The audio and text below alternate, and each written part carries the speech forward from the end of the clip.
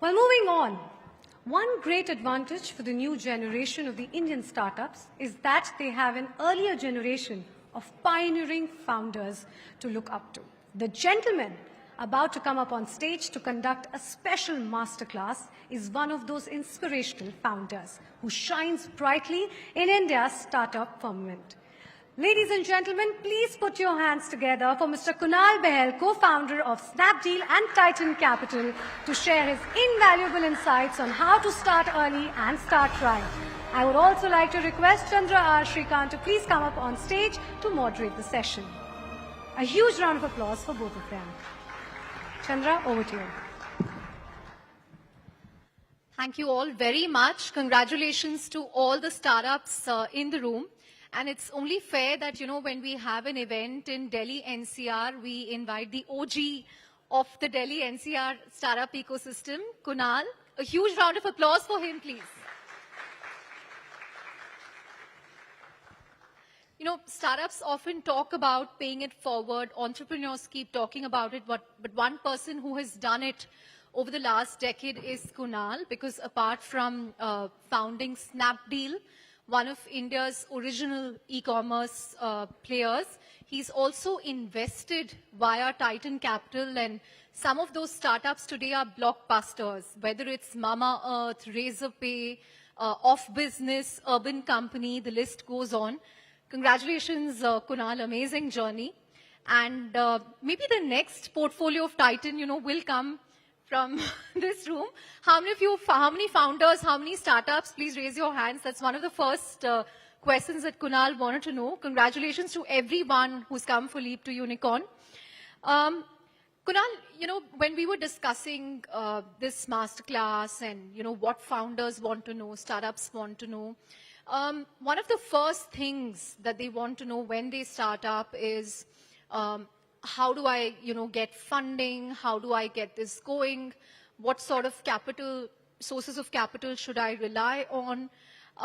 What would your advice be to them as someone who's seen various cycles, the ups, the downs, the uncertainties over the last, 15 years? Yeah, as my gray hair would say, 17 years. But firstly, thanks for having me here, Chandra. It's a pleasure, and thank you everyone for the very warm welcome.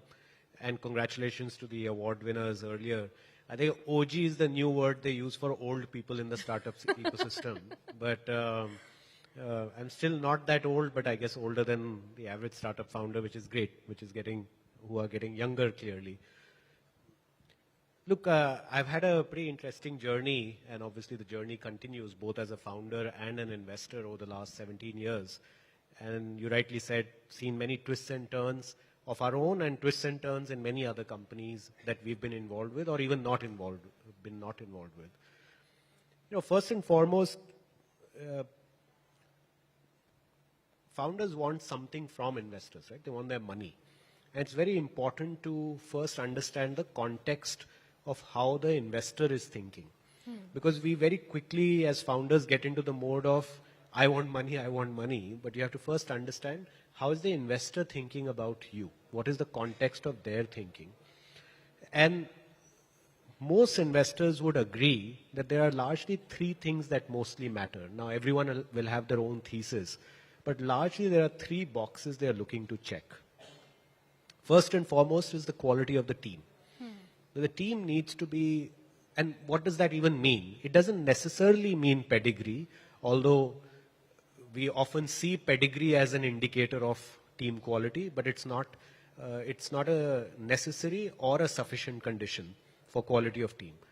It's usually the fact that, has this team demonstrated in the past success at anything in life? It could be when they were in a job, did they create an impact at the company they were at?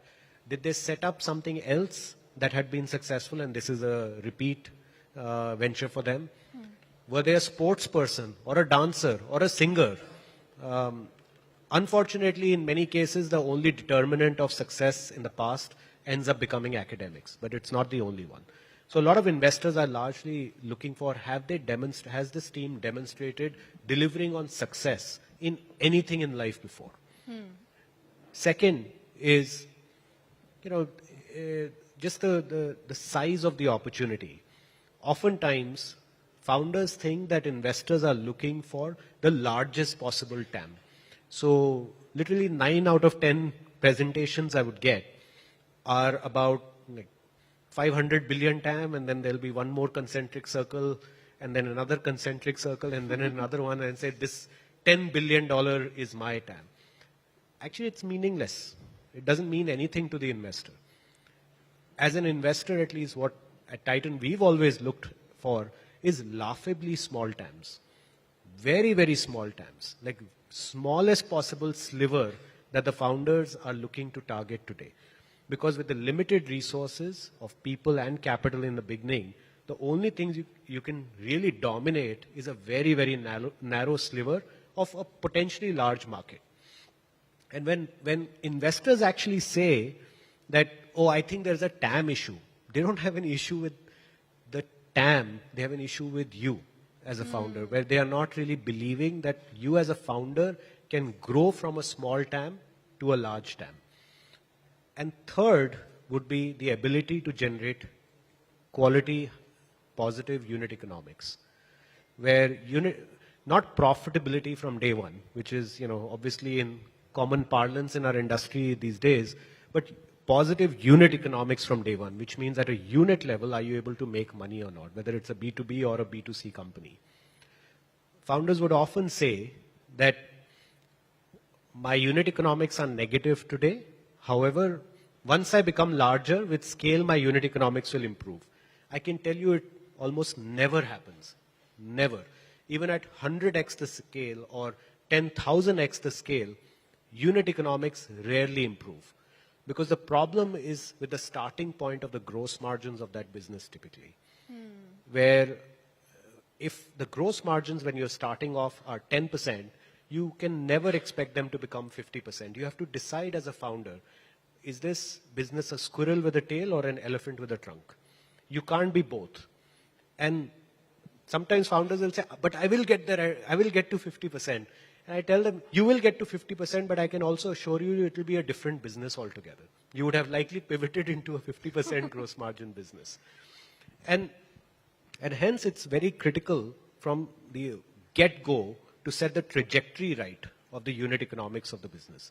So these are largely the three areas that most investors would look at the earliest stages of the business, which I presume the participants and the audience of this program are at that stage where they're trying to convince the first or the second investor to invest in their company.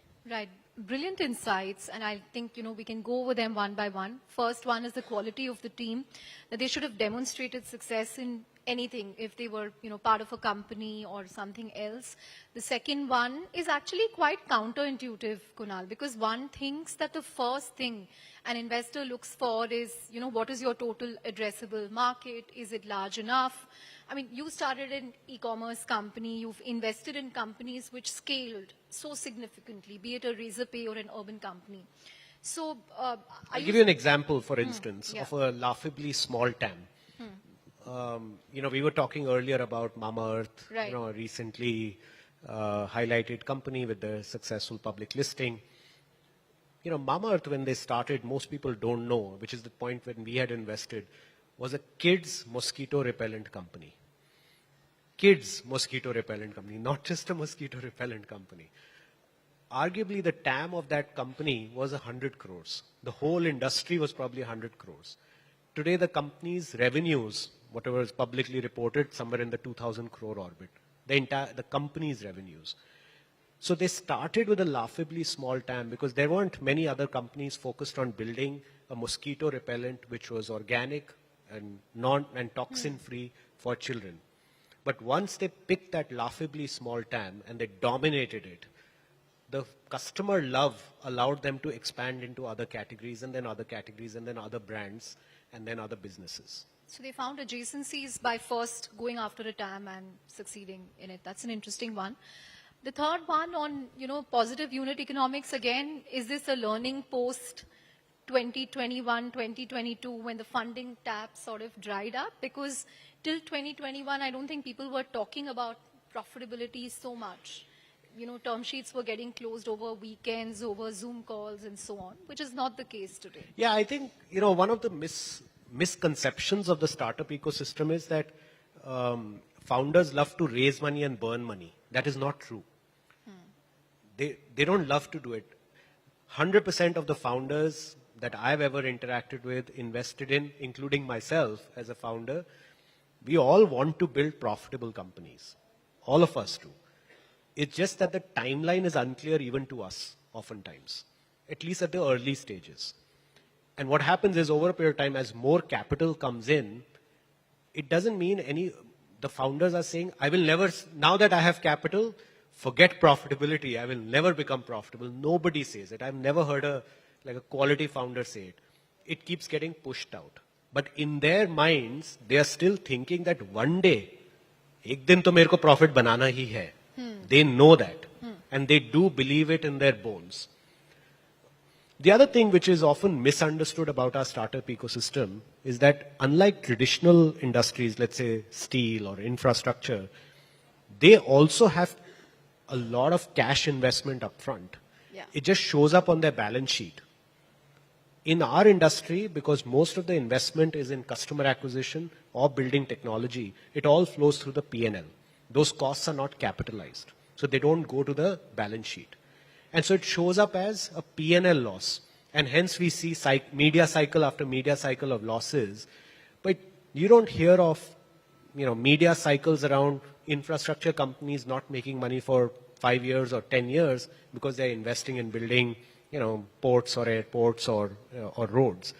It's just a different kind of investment. As long as it is clear to the founders that they are building it to generate a profit eventually, it's okay if in the beginning companies are unprofitable. However, they should not be unit economics unprofitable at any point from day one. Got it. So apart from funding, if there's one question that's top of mind for founders is, okay, I've decided to start up. Perhaps I've found a co-founder, but how do I find those first 5 people who will be, as emotionally invested in me, who will have the kind of ownership that I have in this company? How did you go about it? And, is there something that you can share with founders? Actually, we hired our first employees, earliest employees in 2007. It was a slightly different ecosystem then. There was nothing known as a startup at that point in time. It was either you were running a business or you were doing a job. Startup was not a word that was in national parlance like it is right now. And it was incredibly hard. I remember me and Rohit, my co-founder, we used to work out of a basement of a house in Mansarovar Garden in Kirtinagar in Delhi, in the furniture market. We were paying 14,000 rupees. And my sister-in-law from my home used to set up, we got her a Naukri password from someone. And she used to set up interviews. And whoever used to come, used to tell her, yeah, there's a dharm kanta, which is where you weigh the, trucks. धर्म furniture market में धर्म कांटा है, वहां से left लेना है, काला गेट होगा, वहां से लेफ्ट लेना, फिर वहां पे एक ब्लू स्विफ्ट खड़ी होगी, ब्लू जेन खड़ी होगी, वहां से राइट लेना, एक दरवाजा होगा, उसको नॉक करना, and then someone will open it, usually be me or Rohit. Right? More than 80% would run away from the door itself. So we are in a very different generation where we don't have prospective employees who are fearful of joining a startup. So it is an advantageous position that we are in as a startup ecosystem now, and it will only get better from here. That said, at the earliest stages, one of the things that we did, and we've continued that in any business that we've built to present day, is ensure that the person whom you're recruiting at any level has put in enough skin in the game before you hire them. And skin in the game, not in terms of money, obviously, skin in the game in terms of effort, thought process. So if, let's say, we're hiring a marketing manager, the first marketing manager you're hiring at your company, who's a maybe 3, 4, 5-year experienced person, which is what many companies at the early stages would hire. They're not going to hire a CMO who has 20 years of experience. We have never violated this rule in any of our business, that we would give them 5 bullet points of saying, this is what the job will entail. Now you have to go back, basis all publicly available information, knowing the context of our business, create a plan for how will you do your job to achieve these 5 objectives. You build an Excel, you build a PowerPoint, and you come and make a presentation to us. Interestingly, in the early days, Chandra, 80% of people never came back. And that automatically weeded out the, guys who would not be a good fit for the company. Because they felt that, they were either too good to be putting all that effort to get a job at an early stage startup, or sometimes you realize that people, when given a blank slate, just can't think. And you don't want those people in your company also. They may be good at other things.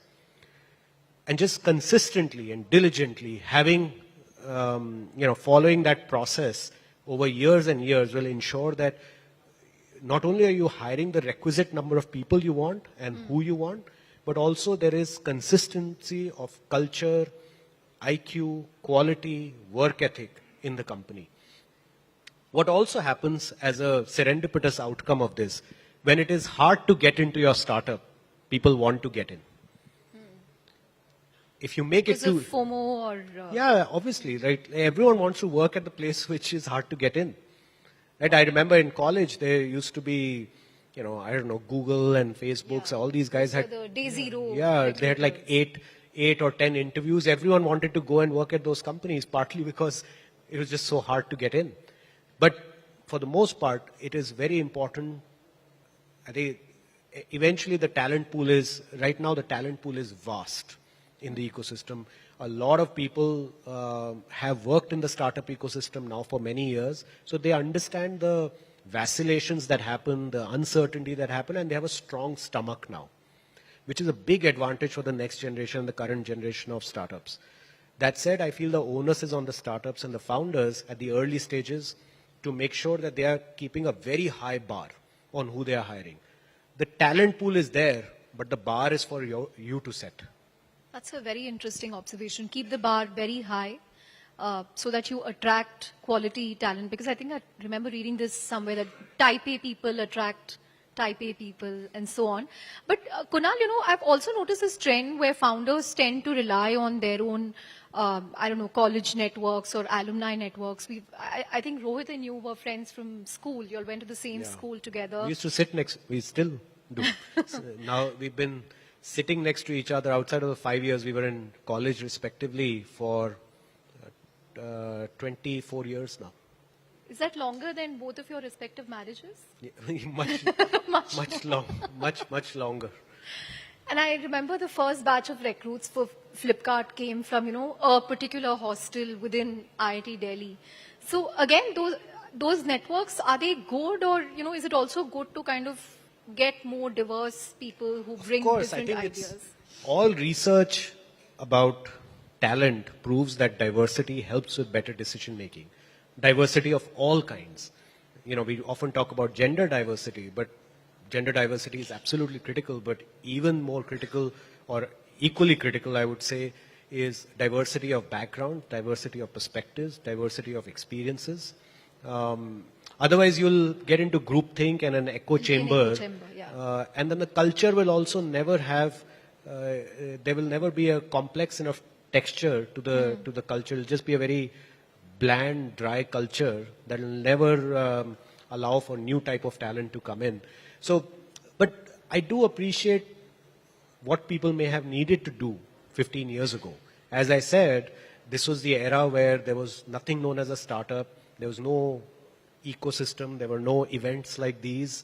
You kind of had to just call up 5 people you knew who you thought was smart and had some risk appetite and say, karega, right? That's it. Right. We spoke about funding, what investors look for and hiring. But, I can't help but ask you about boards, especially considering what we've seen at OpenAI over the weekend. Is it something a founder should think of right at the beginning in terms of who should be on their board and who should not be on their board, or is it too early in the journey? See, at least at Titan, we don't take board seats. Until now, we haven't taken board seats. We may take an observer here and there, but we don't take board seats. We feel we can be very effective outside the board meetings because at the early stages, where most amount of focus needs to go in is actually building the business. Like, what are you going to govern if there is no business, there are no customers, there are no revenues, nothing? What are you going to govern at the board level? So we feel we are better placed helping the founder with key operational issues, strategic issues, hiring issues, customer acquisition issues, marketing issues, so on and so forth, regulatory issues potentially, etc. That said, the role of corporate governance, as we've seen over the last few years in the startup ecosystem, is only growing. Yeah. But a lot of it stems, Chandra, from the barometer that the founder has in his or her mind. If they have the barometer that they want this to be an upstanding company from the get-go, you will see that in their practices, in the way they run the company also, in the way they treat their employees, in the way they build the culture, in the way they treat their partners, and board, shareholders are an extension of that. So I've generally seen practices to be quite consistent. They are consistently bad or they're consistently good. Got it. Since you mentioned business, you said, first build a business and then you can think about governing it. How tough was it for you to get those first 4-5 clients? And startups in the room are a mix of B2B and B2C. Again, are there some foundational rules on how you attract your first 3-4 or get the people who can get those customers for you? Look, I think I'll tell you how we did it. Because every business is different. In the early stages, when we launched Snapdeal, it was selling coupons, not physical products. Yeah. We were selling like restaurant, spa, salon coupons. Yeah. And I literally called up like 20 friends. And got each of our team members to call up 20 friends and family members. And by the end of day one, we had sold 100 vouchers. And our target was that if we could sell like 1,000 within 4 or 5 months, it would be a huge success, right? That was our benchmark of success. By just making calls to people around us, because we believed what we had was of value. That if people bought it, we will not be running for shelter the moment they went and used those vouchers. So in the end, if you believe in your product, you can sell. You can find a B2B customer or a B2C customer. I don't think it's an issue. I feel the challenge often is not with finding the customer. The challenge is for founders to believe that their product is of good quality. Product or service is of good, acceptable quality, that they put enough rigor into creating it before they've put it out to the customers. And if you've done that, customers come. I've never, ever, ever seen a high-quality product or a high-quality service struggle to get a customer. It's never happened. Never, probably never will happen also. What has your experience been with cold calls, cold emails? Where should you use it? Where should you not use it? Use it abundantly, generously, and shamelessly, which is exactly what we used to do. And I still do, by the way. As a founder, there is no shame. You should feel no shame. You have to have acute amount of shamelessness. Maybe there'll come a point you won a lot of awards and accolades and now you have a reputation to live up to, so you learn how to hide your shamelessness. But in the early days, this is your business, this is your dream. You have to protect it, you have to build it. So what if people say the guy is too pushy? So what if people say that, I said no already, why did you check again? ये तो मेरा काम है, मैं तो पूछता रहूंगा जब तक आप हाँ नहीं बोलोगे. I remember I had a voice over IP phone that I had got from the US when I came back to start the company with Rohit. And the beautiful thing about that was if you connected it to the internet and you dialed someone, it would show up as a US number, right? And so all the marketing managers we would call, who after 3 or 4 calls obviously stopped picking up our phone, I would then plug in my Vonage phone, which is the voice over IP phone, and I would call their India number from it. And because it would show up as a US number dialing, it would pick up in one ring, right? That's a good hack, huh? Yeah, or like if people stopped responding to our emails or calls, and they would often say, sir is traveling, sir is busy, etc. हम पहुंच ही जाते थे. We would just show up at the reception. Typically, the person was just hanging around there only. So Rohit and I had a code word for it that we have to give this person a standing ovation now. So we would just literally just show up.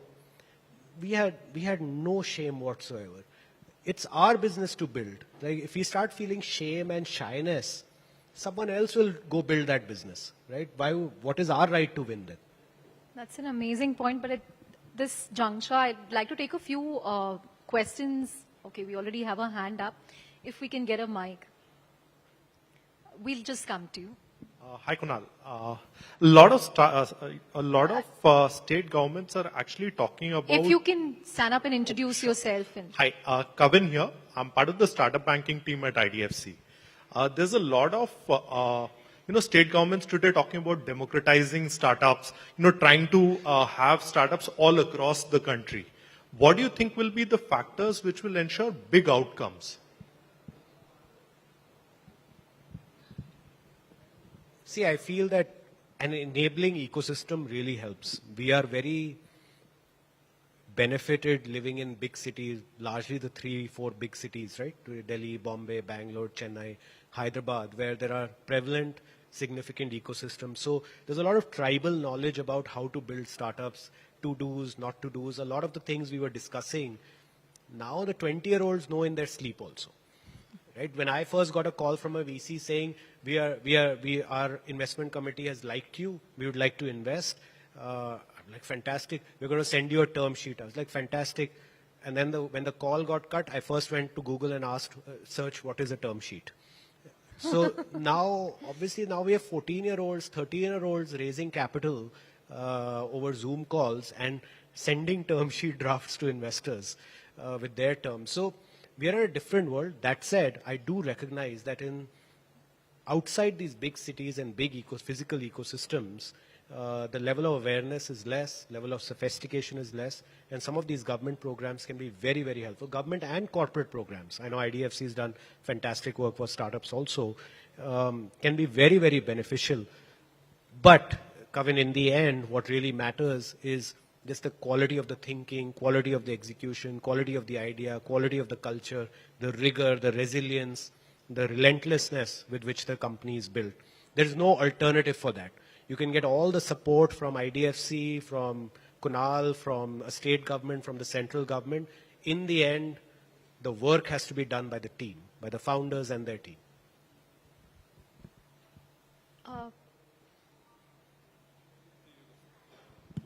Hi Kunal, I'm Anil Agarwal from Biobo. We are a B2B cross-border marketplace. My question is, how you see the fragmentation of a cross-border for the SMEs or retailer or for the enterprises? Yeah. How do you see the scope of cross-border digitalization for the SMEs, Indian retailers, or for any of the Indian enterprises? Yeah. Exports and imports, you mean? Import, basically. Imports. Look, I feel that there are obviously B2B marketplaces have been a hot trend. And every 1 or 2 years we see hot trends, whether it was edtech or e-commerce or ride-hailing or payments. Last couple of years has been a hot trend around B2B marketplaces. And within that, exports, imports or cross-border marketplaces are also a subset which has benefited from that trend. One of the challenges that at least I've seen, while there is an opportunity, there is no doubt, but for a startup in that space, one has to truly internally reflect on what is the real problem I'm solving. Is there a 10x experience that I'm creating for anyone in this supply chain? Or am I just one more trader replacing the existing traders? And I've seen a lot of such companies in India where, let's apples. There are a lot of people doing cross-border exports of apples. Let me start doing it now. But why would you win? Why would you be better than anyone else? What have you done in your supply chain, your technology, or the way you manage logistics that you will deliver a better experience or better economics to other people, to the stakeholders in the supply chain? This is a part I've struggled to understand in many of the companies. We've invested in many, many B2B companies, but generally what we've seen is that it's either they become a manufacturer themselves, or they become a lender, or they become a brand. It's one of those three that helps to create a 10x experience as a B2B marketplace, whether it's cross-border or domestic. But just saying, hey, I'm going to now be a better kind of trader than all the traders, that generally doesn't create a lot of equity value in the company long term. Interestingly, one of the B2B companies you funded off business, I think they're going to list next year. And it's one of those rare businesses, there's off business and then there is Oxyzo, which came out of off business, which is also a unicorn. They got into lending. They're a good example, right? Yeah. They do manufacturing, they do lending, Yeah. and they also they have their own brands. And they also make profits. Lots of profits. Yes. Yeah. Hi, Kunal. I'm Joel George. I represent this company called DQ Care. I'm the founder for that. We are into health tech. So one thing I wanted to put across, I'm really glad that you answered the cold call question, because that is something that we have, as founders, I was facing since a very long term.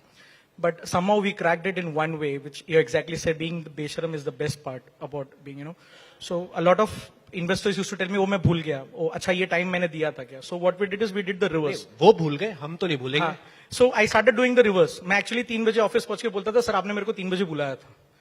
So at that moment he had only 2 options, either to say मैं busy हूँ, and then अगले दिन 3 बजे मैं फिर पहुंच जाऊँ, or else to tell me, Joel, let's sit, we'll have a quick word. You have 10 minutes to go.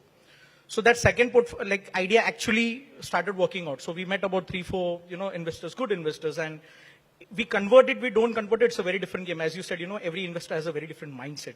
But going across that Besharmi wala part actually clicked for us.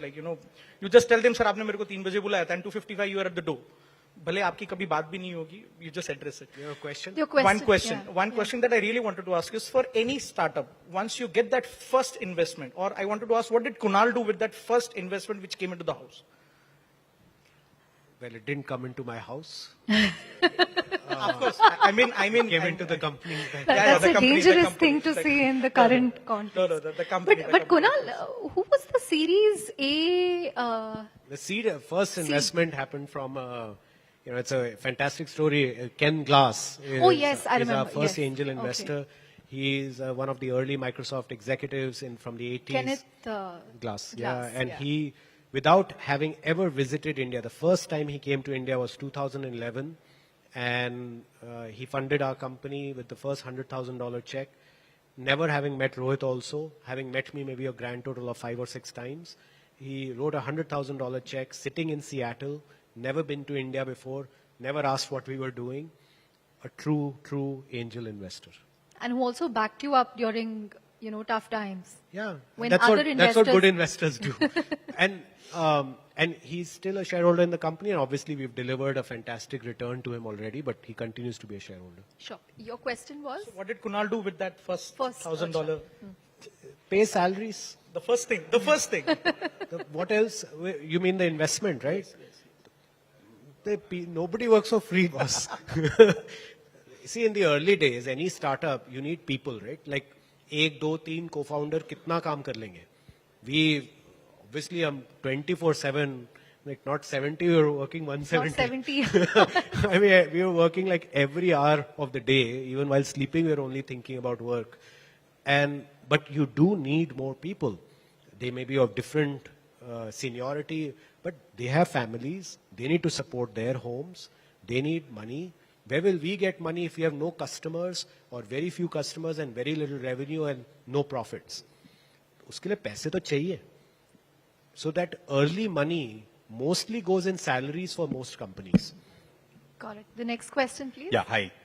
Hi, Kunal. My name is Hamsavardhan. I'm from Bangalore. I have a startup which is for building construction. So I've faced a lot of pushback from any potential investor. The moment I mention that I need to set up a factory, they literally throw me out. So does it mean startup is only for a non-manufacturing sector? And why is that so much of fear of investing in manufacturing? Of course, the thing is that they say, why don't you outsource it? It can't be that every manufacturing process, if it's something, especially something innovative, inventive, can be outsourced to some existing setup. But nobody wants to invest in my startup. And their condition is, you set up the factory first, then you come to us, then we will invest in the next stage. So I don't know why, without manufacturing, none of this will exist. We'll all be sitting in caves and maybe jumping around in trees. So why is that such a hatred towards manufacturing? This is something very confusing. Startup means no manufacturing? What is your take on I that? can please? tell Thank you, not only would none of this exist, even I would not exist on this stage if it weren't for manufacturing, because my father is a manufacturing entrepreneur, and it's because of his hard work that I am here today. So I think I have a lot to thank, obviously him, but also manufacturing for that.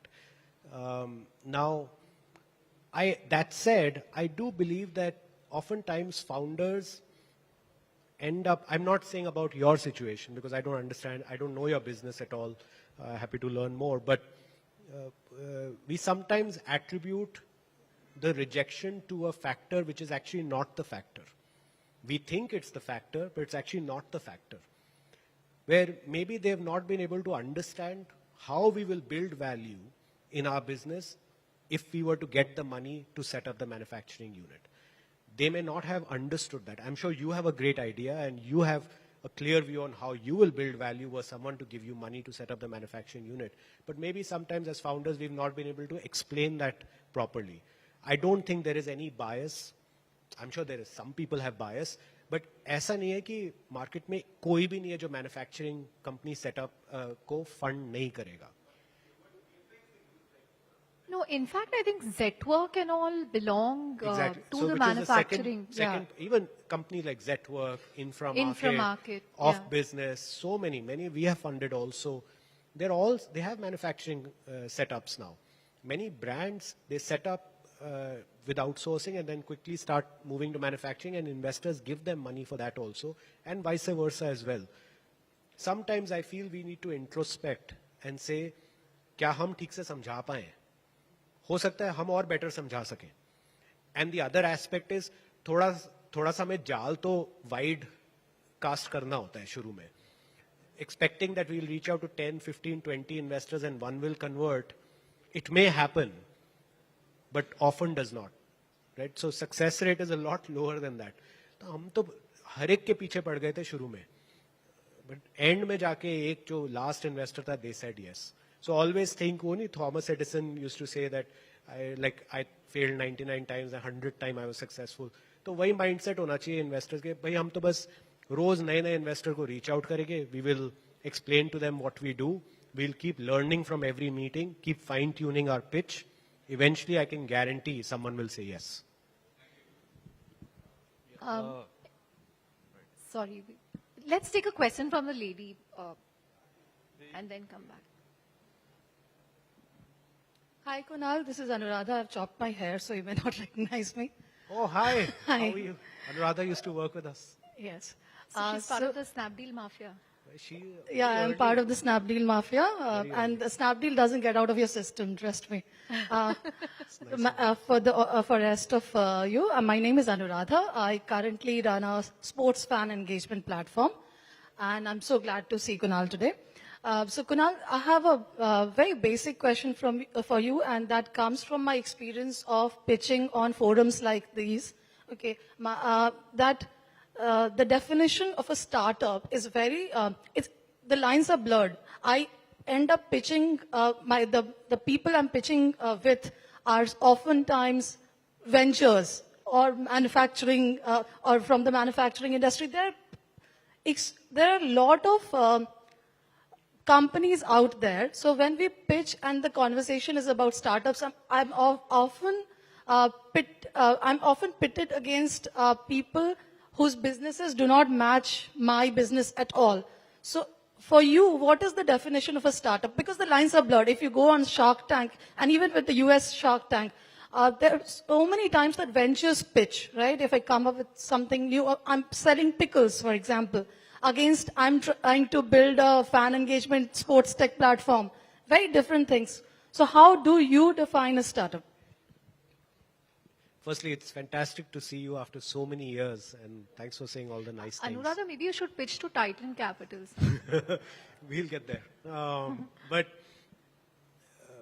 look, I don't think I have a good definition of a startup outside of saying a collection of people looking to do great things. It could be any stage, I think, because startup is a mindset, right? Like, I see Sir here. I think he also has a startup mindset still, having spent some time with him. So it's not about size. I think it's about mindset. But to your question, Anuradha, about somehow not being able to put, people are unable to put you in a bucket, right? And we always feel that it'll be easier if people were able to put, investors that is, were able to put us in a bucket. Because then, assessment becomes a little more mechanical, right? And the output will be a little more easy to digest, like it's either a yes or no after that. Having said that, the most amount of value creation that I have seen happen around me is always in category creators. Companies that were not able to be put in a bucket early on. And it seems as a founder to be a very excruciating time. You feel nobody understands you, nobody buys what you're saying, and it can feel demotivating and disappointing at times. But I can assure you that the most amount of value is always created in the category creators.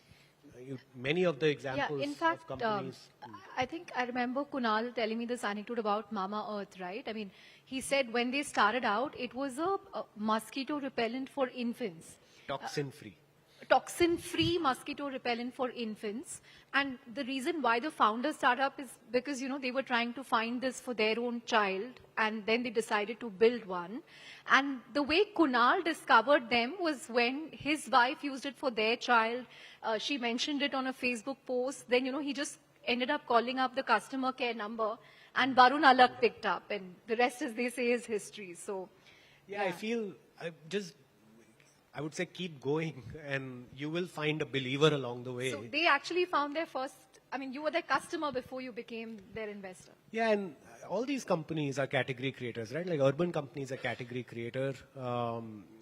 So many of the company, Ola was a category creator when it started in India 12 years ago.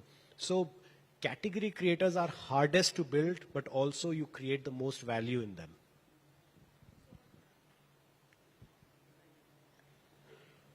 I think he's been waiting in the front. Yeah.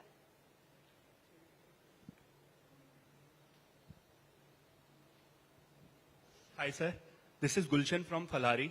Sir, 2007 से लेके अब तक आपका personal routine evolve हुआ है क्या? अगर हुआ है तो आपने क्या स्टेप्स लिए हैं उसे बेटर करने के लिए? पहले तो हफ्ते में 100 how many घंटे काम? 100 hours. I don't. I think it's become a thing to ask people how many hours they work. But routine, I think, मुझे लगता है कि सबसे ज़्यादा काम की वजह से कुछ नहीं चेंज हुआ है, लेकिन फैमिली की वजह से सब कुछ चेंज हुआ है.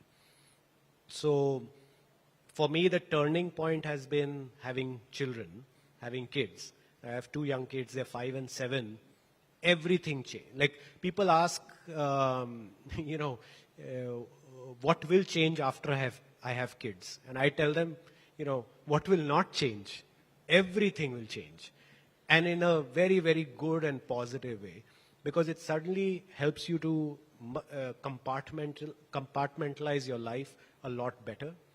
You will be able to create a separate, doesn't mean you work less or you become less ambitious, etc. Though they are 2 completely different things. But it automatically brings a lot of discipline in your life. You would want to experience many things with your kids that you probably didn't earlier or didn't care to do earlier. I took my kids for the match yesterday.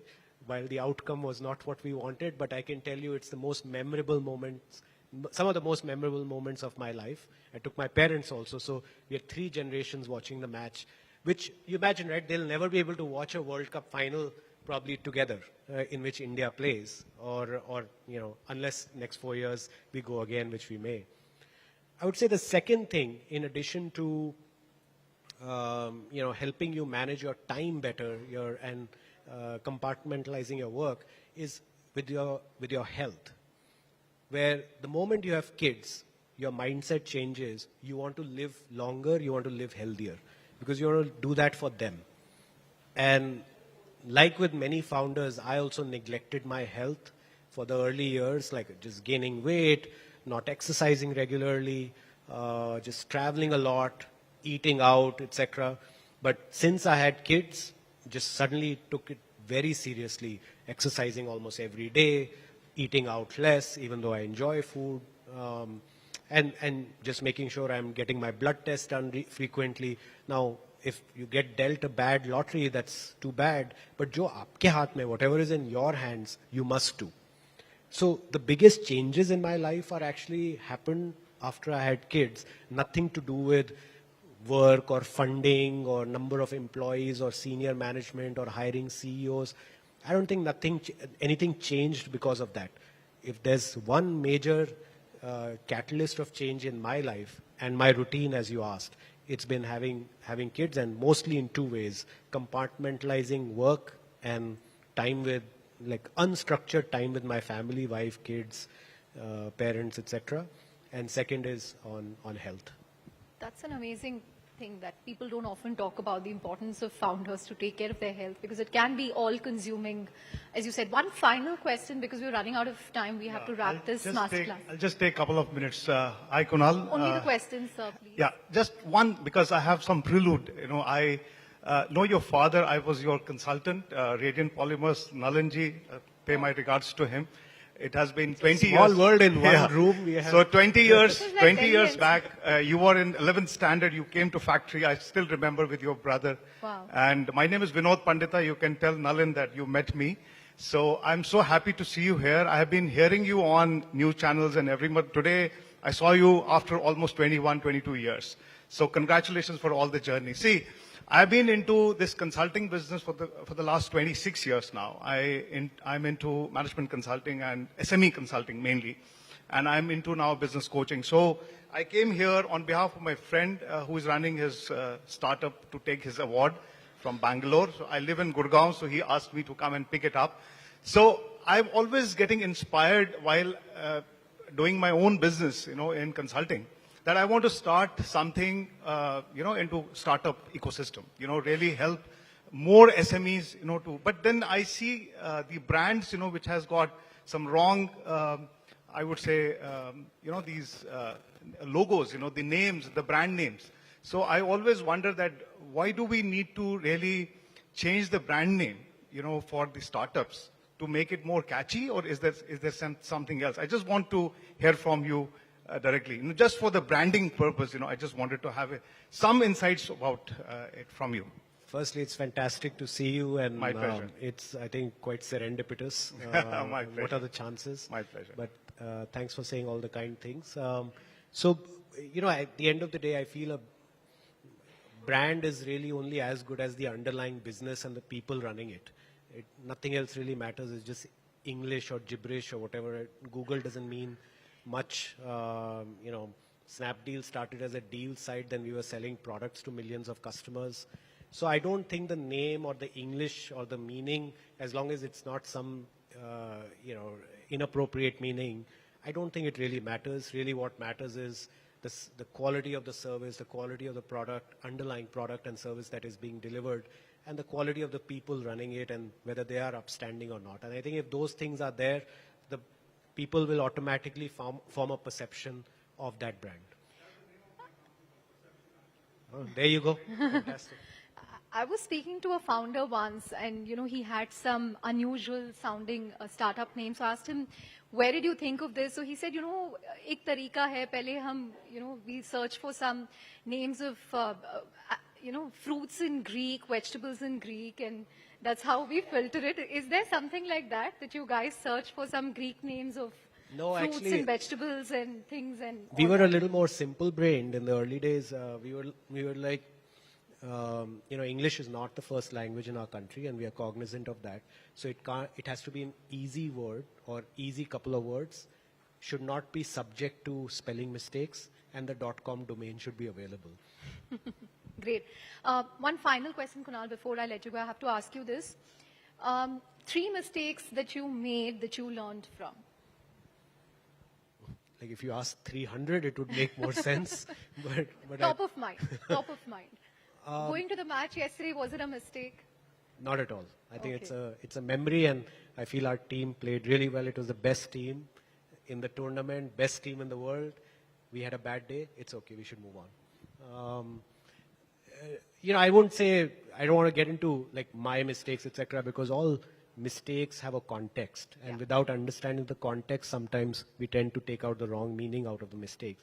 But broadly, what I've seen is a pattern right, across so many startups that we've been involved with last 15, 16 years. One is just importance of being very, very focused early on. There's always this desire to have a portfolio approach early on to hedge risk. While logically it makes sense, but it dilutes focus. So, to be world class at anything, you need to be excellent. But to be excellent, you need to have focus. And so from the early days, that's having that trajectory of focus is very important. Like Titan, for instance, just been very focused. For 12 years, we've been investing only in the first checks of companies, right? Like people have said, why don't you write larger checks? Why don't you come later? VCs invite us to rounds of hot companies. Sometimes we will join as long as it is within the band that we focus on. And even as operators, we've learned the value of focus, sometimes the hard way, right? But I think once you've learned the lesson, it's important to adhere to it. The second was, as I mentioned, the discipline around economics of the business. It could be any kind of business, investing business, B2C business, B2B business, but the discipline around the economics of the business is very important.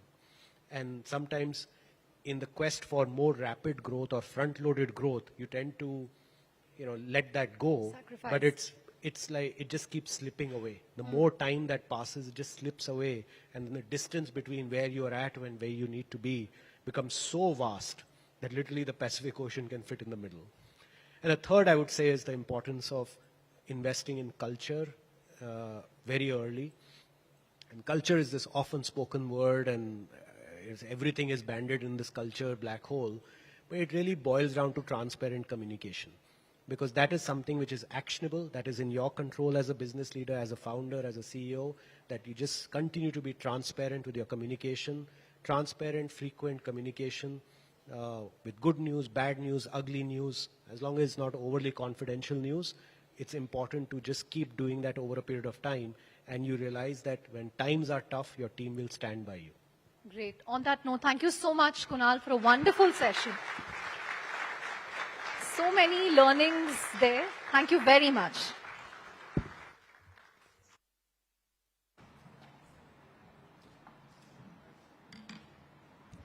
Well, what an engaging session. Thank you so much, Chandra, and thank you so much, Mr. Kunal Shah, for sharing your insights on how startups can make maximum impact, and also what is it that they can actually do right to gain a competitive edge in the startup ecosystem. And well, ladies and gentlemen, with that, we hope that you're having a good time here at the felicitation event for the top 100 startups of Leap to Unicorn Season 1. We will now commence the commemorative part of the evening. We are joined by prominent leaders and stakeholders of the Indian startup ecosystem. They will share their thoughts on key issues facing India's startups. They will also unveil a special coffee table book on the top 100 startups to watch out for. And with that, ladies and gentlemen, it's now time to get the proceedings underway in the grandest way possible with a keynote address by our chief guest for the event. He brings a wealth of experience as an investor to his role as member of National Startups Awards and National Startup Advisory Council. Additionally, as the CEO of Metis Startup Hub, he heads one of the largest networks of startup incubators, accelerators, and centers of excellence in the country. He's the bridge between great ideas and the right funding opportunities, giving him an insider's view into what it takes to help startups grow. Please join me in welcoming to the stage Mr. Jeet Vijay. Let's welcome him with a huge round of applause.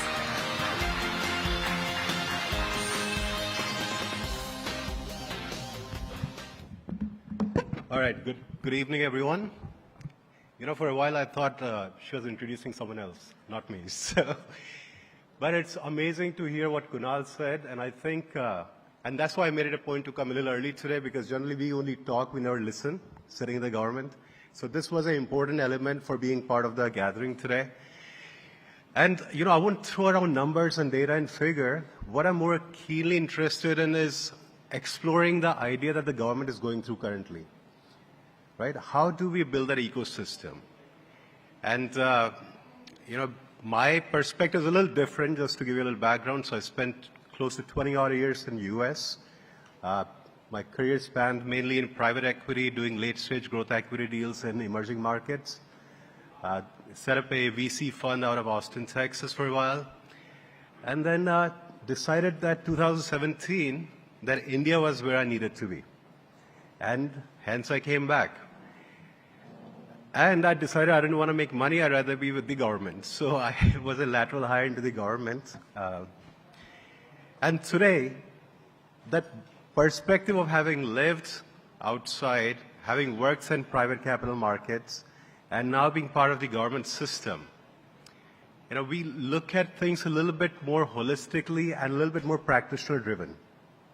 One thing that is, we keep talking about India being, fifth largest economy, soon to be third largest economy. But on what matrix? It's the GDP, right? And our economy is bigger than a lot of OECD countries, right? But we are still called a developing country. And the reason is hunger, health, education, poverty, unemployment. These are all still rampant in our country. We can pat ourselves on the back and say that we are doing marvelous and we are moving forward, but when we take a step back from government's perspective, we realize there's a lot of work still yet to be done. Now, not only that, if you look at the income disparity, and of course income disparity is a phenomenon globally, but in India, income disparity is quite huge. You get people making 5,000 rupees a month to 50 lakh rupees a month, and of course there's a class above that as well. Look at the ideological diversity. Diversity in our ideologies across the length and breadth of the nation. The language and cultural heterogeneity from North India to South India, from East to West.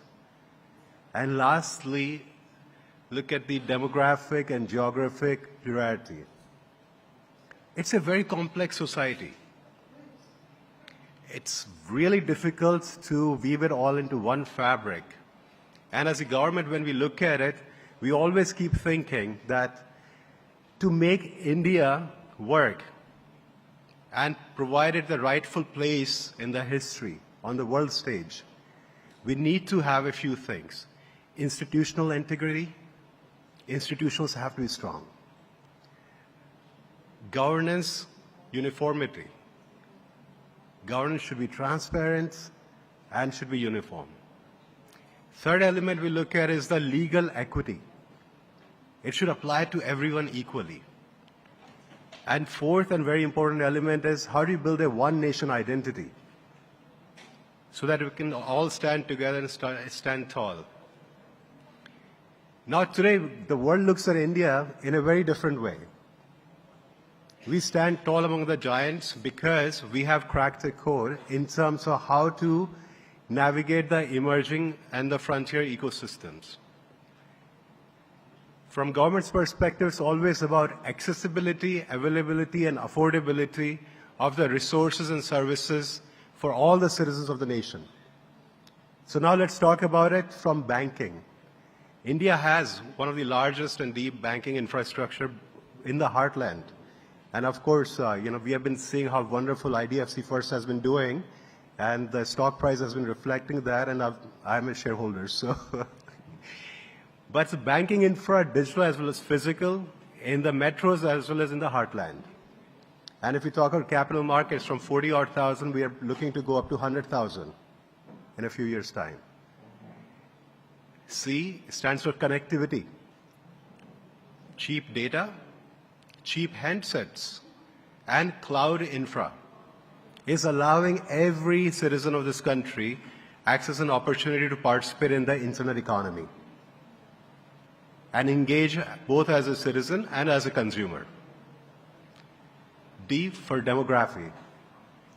We have, 70-odd% of the nation is below the age of 35.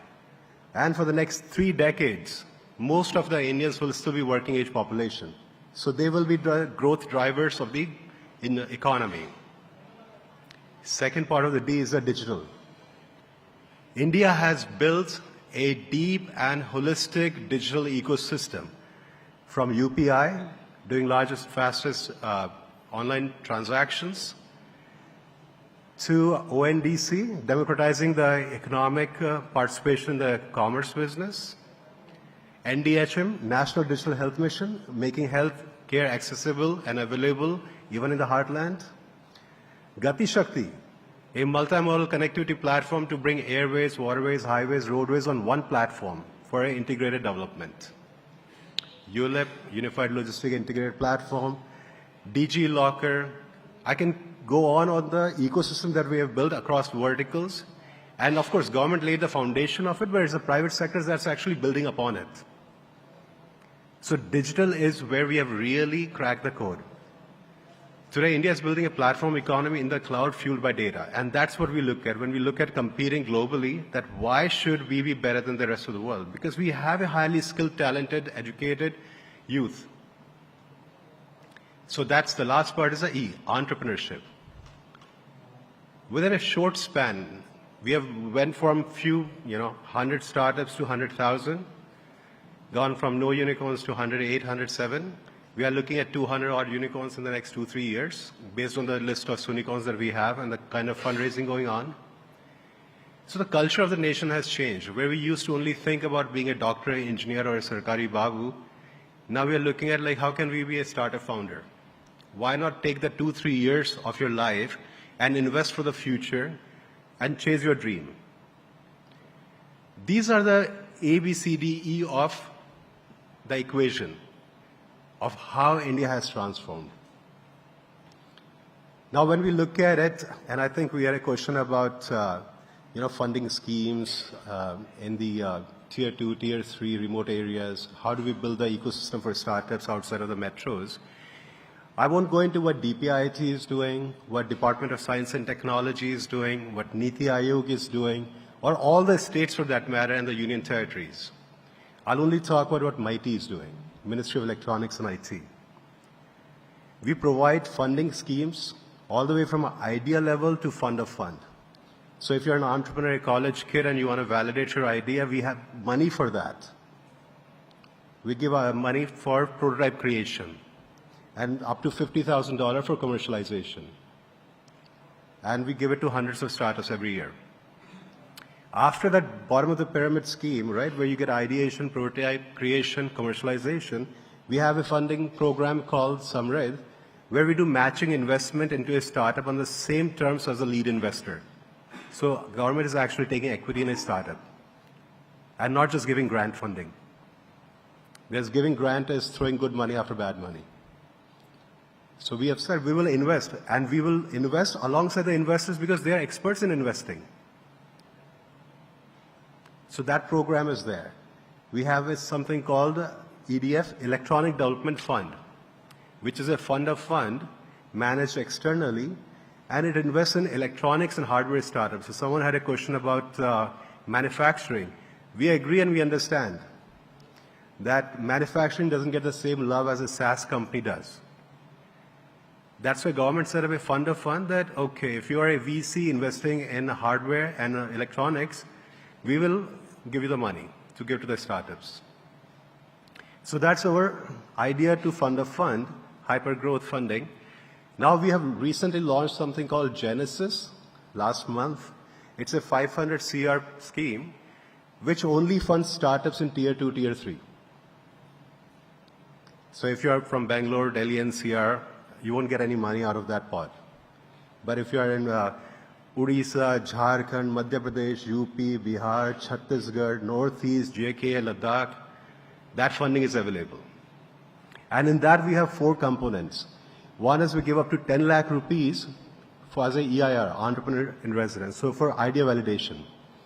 So a college can get up to 10 lakh rupees to validate their idea. Second, we saw the gap in the ecosystem that if a startup can manufacture 4 or 5 units, but they have to do pilot and they need 50 units, but nobody's willing to pay for it. So we are giving up to 50 lakh rupees if you have a pilot PO in hand from a legit consumer or a customer. We'll give you up to 50 lakh rupees to do the pilot. And it's a grant.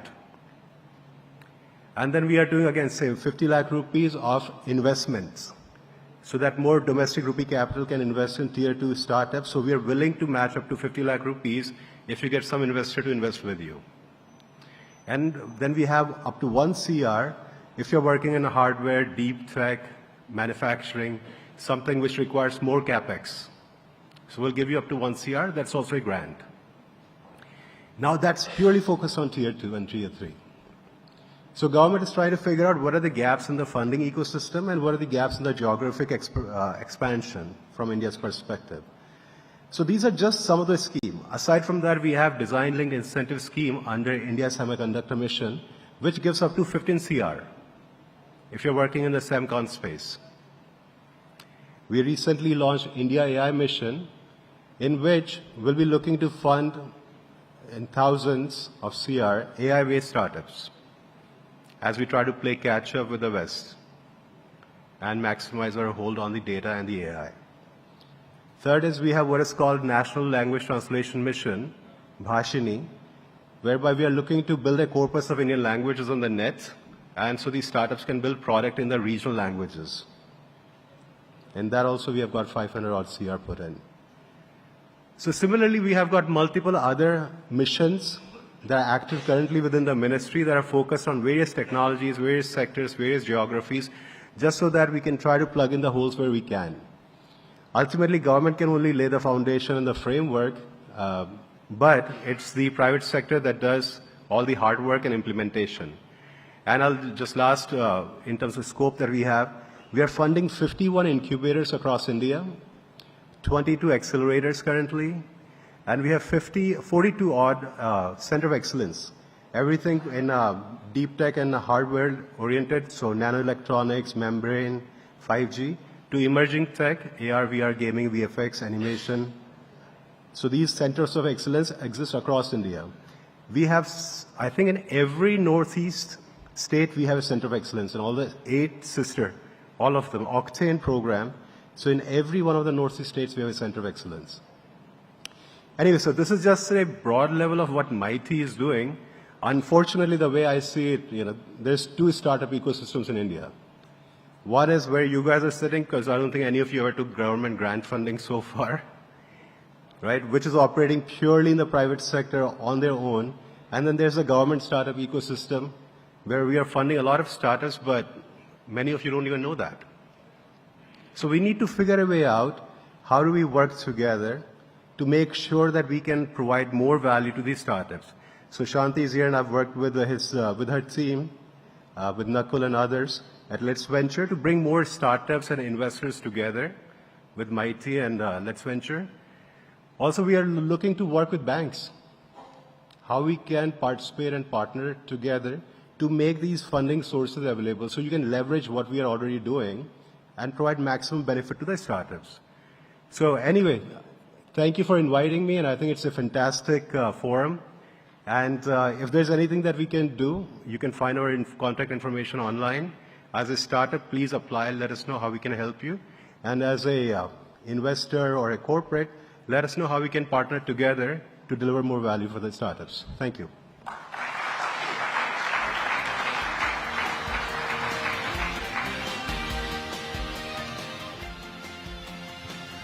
Thank you so much, sir, for addressing the gathering here.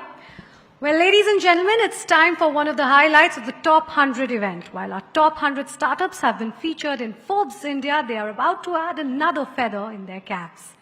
And with that, we will now unveil the special coffee table book featuring the top 100 startups to watch out for who have emerged as great entrepreneurs.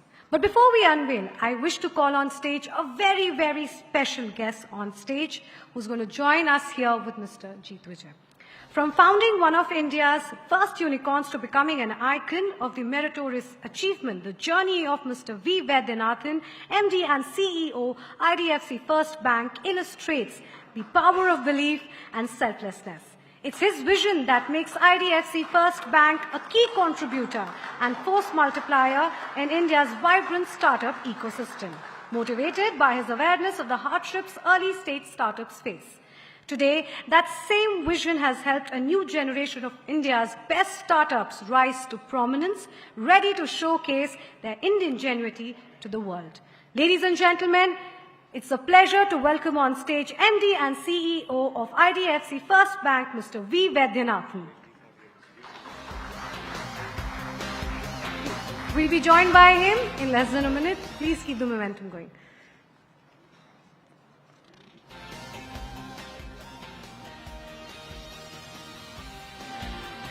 A huge round of applause for him, please, as he joins us on stage.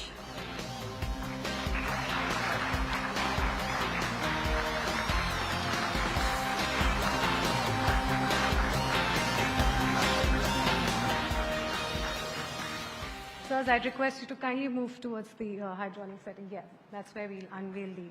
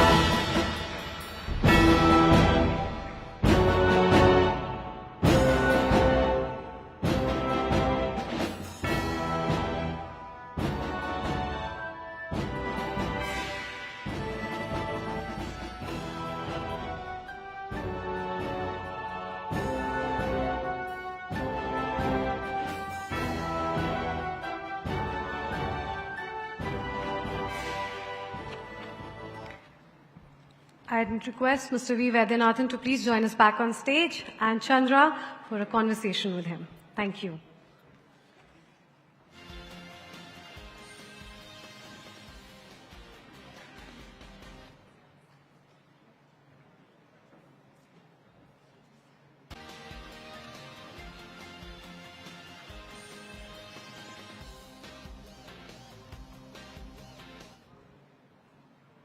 Congratulations, sir, and congratulations to us. It's a very good feeling to see the coffee table book being unveiled. And I think a couple of startups actually wanted a picture with that Forbes India backdrop and their logo. So maybe if, the folks behind can, project that image again, they'll take pictures. If we can do that, the image of Forbes plus their logos, whoever's handling the PCR. If you can project that, please. Mr. Vaidyanathan, oh, there you go. So whoever wants to take pictures, please go ahead. I hope you're not coming in the way.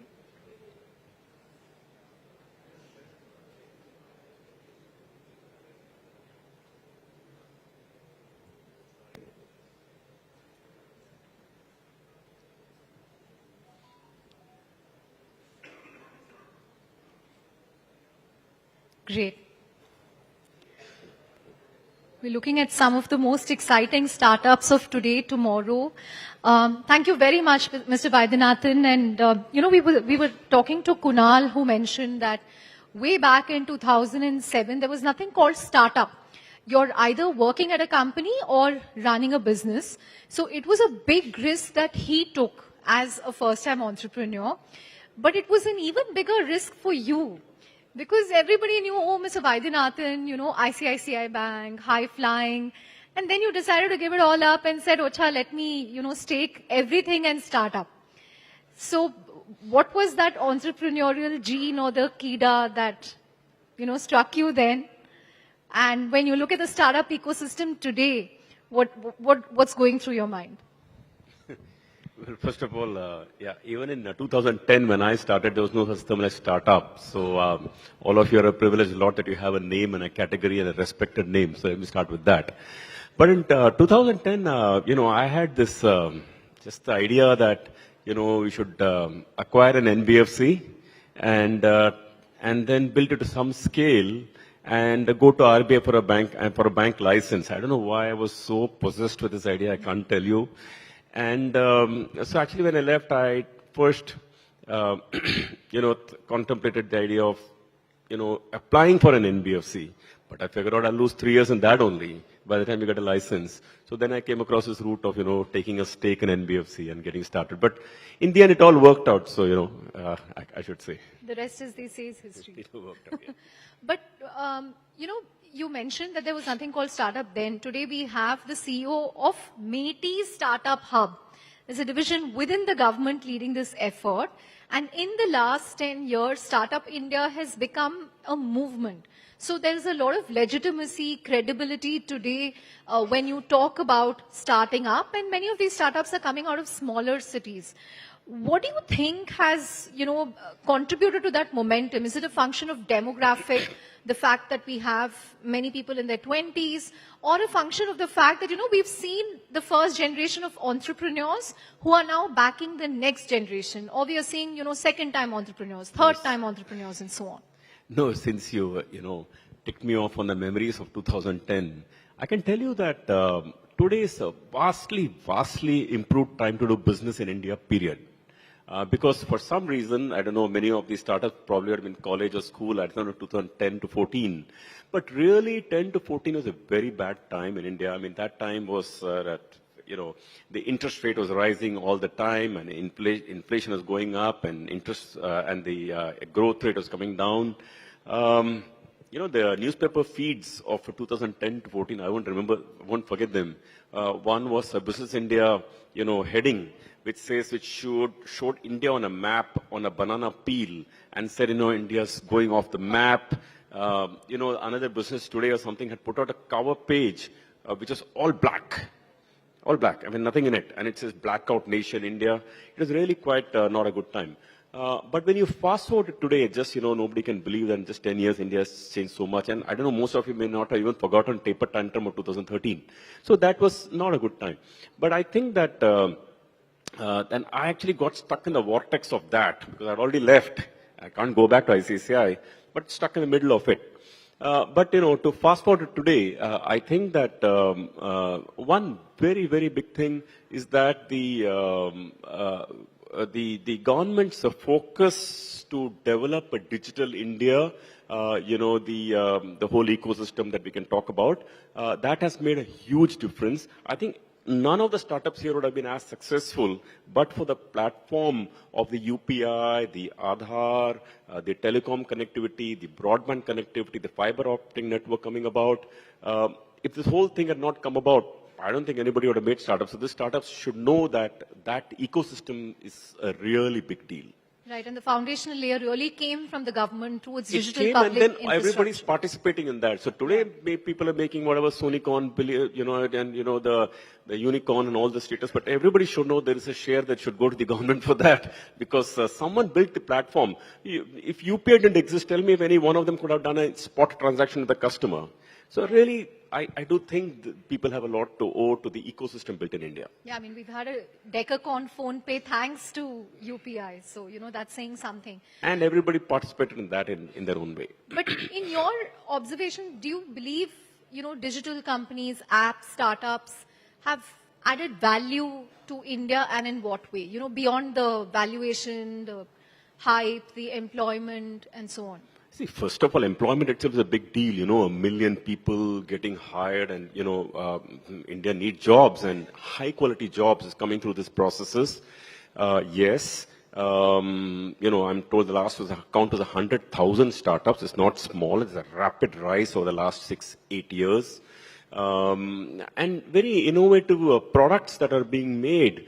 Because if you say value add, I'd say one of the biggest issues that India has struggled with for the last 60-70 years is being able to be inclusive in everything it does. Financial services only to the top of the pyramid, medicine and all this stuff, only all the upper end people could afford it, and education only some of us could afford it, others were, are not able to afford it, and all that. So this digital ecosystem is helping people, irrespective of service, go down the pyramid. And I think that is one really big value add from these startups actually. Right. We spoke about the opportunities, Mr. Vaidyanathan, but let's also talk about the challenges. the government has been talking about improving the ease of doing business, but we also see many startups starting up in, say, Singapore. Many people are going to Dubai now, though there is an intent to reverse flip to India. What else do we need to get right to make it easier for startups? See, India is riding a very massive wave of moving from unorganized to the organized, from being, let me say, unbranded to the branded. And this process, and even going from offline to online, because of the amount of telecom connectivity and internet connection, etc. So these 2 or 3 forces are a very massive force to propel it ahead. The thing that many startups, I think, will need to really think about is that sometimes people think of startups that you can put an internet, put a website, put some products, and it works. For example, let's think of pharma industry. Yeah. In the pharma industry, people said, okay, let me put up a platform. We know medical services are underserved, so press a button, get the doctor, you can serve. Okay, good in theory, and many people set it up. But, but if you actually meet a doctor who comes home, or when you visit a doctor, they check your blood pressure. Now, how can you do that offline? They check your pulse. How can you check that offline? So, the ability to actually combine what is the benefit of the digital with the physical, that is where magic will happen. And that is a tough one. For example, there was somebody, we know this is an unsolvable problem. On the phone, how do you check your blood pressure? It's not possible on air. Or what if a person in a poor village does not have this kind of a smartphone, and they have a feature phone, or they have a lower end smartphone? What do you do? So one option, for example, I heard one startup do this. That person actually was setting up, beds where people would come. He would have the, the blood pressure monitor and all that stuff. The village people or the people would come there. The consulting of the doctor would be online, but there would be a compounder that would check your blood pressure and tell that to the doctor there. Right. So people who merged the two, I think, had some value to add. Right. One thing that people notice about startups, of course, now there is a mindset shift that, we must be profitable, we must reduce burn. But whenever we report financials of startups, people are astounded. Why are startups burning so much money? Is it because, many of these are B2C companies, they spend to acquire customers, their customer acquisition cost is very high in India? Or, B2B, is it better to be a B2B startup in India? What are your thoughts, sir? See, I definitely feel that B2C startups are harder. That's just my view. Okay, and I'll tell you why. One is, of course, the cost of acquisition, etc., is very, very high. Too many sites are competing for attention. Just because you have a good product and a good online proposition doesn't mean people are flocking to it. There's just so many people competing for attention. The model itself, is very hard. If you think of let me make it up. Say, supposing you're a online delivery company. Customers want the best discounts. They want to pay least. The restaurant wants to pay the least amount of commission. The delivery person wants the salary. If you go back in time and see the Porter, this is a Porter 5 forces model. What makes a good forces model? It is a power of suppliers, a power of customers, and a couple of other forces that used to be, and a power of substitutes, and 1 or 2. Everything is coming together to make this unviable. So I do believe B2C is becoming a little more tougher. I am more a person who believes that B2B will have quicker off the block, lesser burn, lesser cost of acquisition, and I think so. Right. And what were the biggest barriers you faced when you decided to do something on your own? Was it finding that first client, convincing that first person to lend to? What are the few initial barriers that startups face? See, I don't know, there's just so many to get started with. But it's not about me, actually. We should talk about others. But I'll tell you, the key thing is about when you start a non-bank finance company, the hardest to get funding lines. Very plain and simple. So particularly the company which I had taken an equity position in, I had bought a reasonable stake, and that too I had bought, leveraged actually. I pledged my home and took some money against it, and I went and bought some stocks of that company. Now you're personally leveraged, and now you need funding. So bank funding can be very difficult. At that point of time, it's a loss-making NBFC, whichever bank you go to, bank will say, oh, what do you do? Oh, I finance real estate, because that company is financing real estate. What are the NPA? Oh, 6%. Is it profit-making? No, it's loss-making. So anybody look at you like a ghost and say, you really want to borrow money for this? Can I give you money? So I think funding was really very difficult. And it was worse, actually. Sometimes, you apply for a bank for a loan, and, you'd get a call from a board member who's not executive management. Someone else calling you and say, hey, by the way, apply to the bank for a loan. Can I help you in any way? I'll scratch my head, man. I never applied. It's okay if the management called me and said a question, but someone sitting on the board is calling. Now, if you want to call, take the call. You don't want to take the call. If you say no, the proposal may be rejected. If you say yes, the person may ask benefits and you don't want to give that. It is very odd situations, actually. Right. Since you mentioned leverage, one other trend that we've observed in the last couple of years is in the absence of... And some of them could be on a chartered accountant director at a bank who's got nothing to do with the bank itself, but calling you just because proposal has landed up there. So, kind of things, yeah.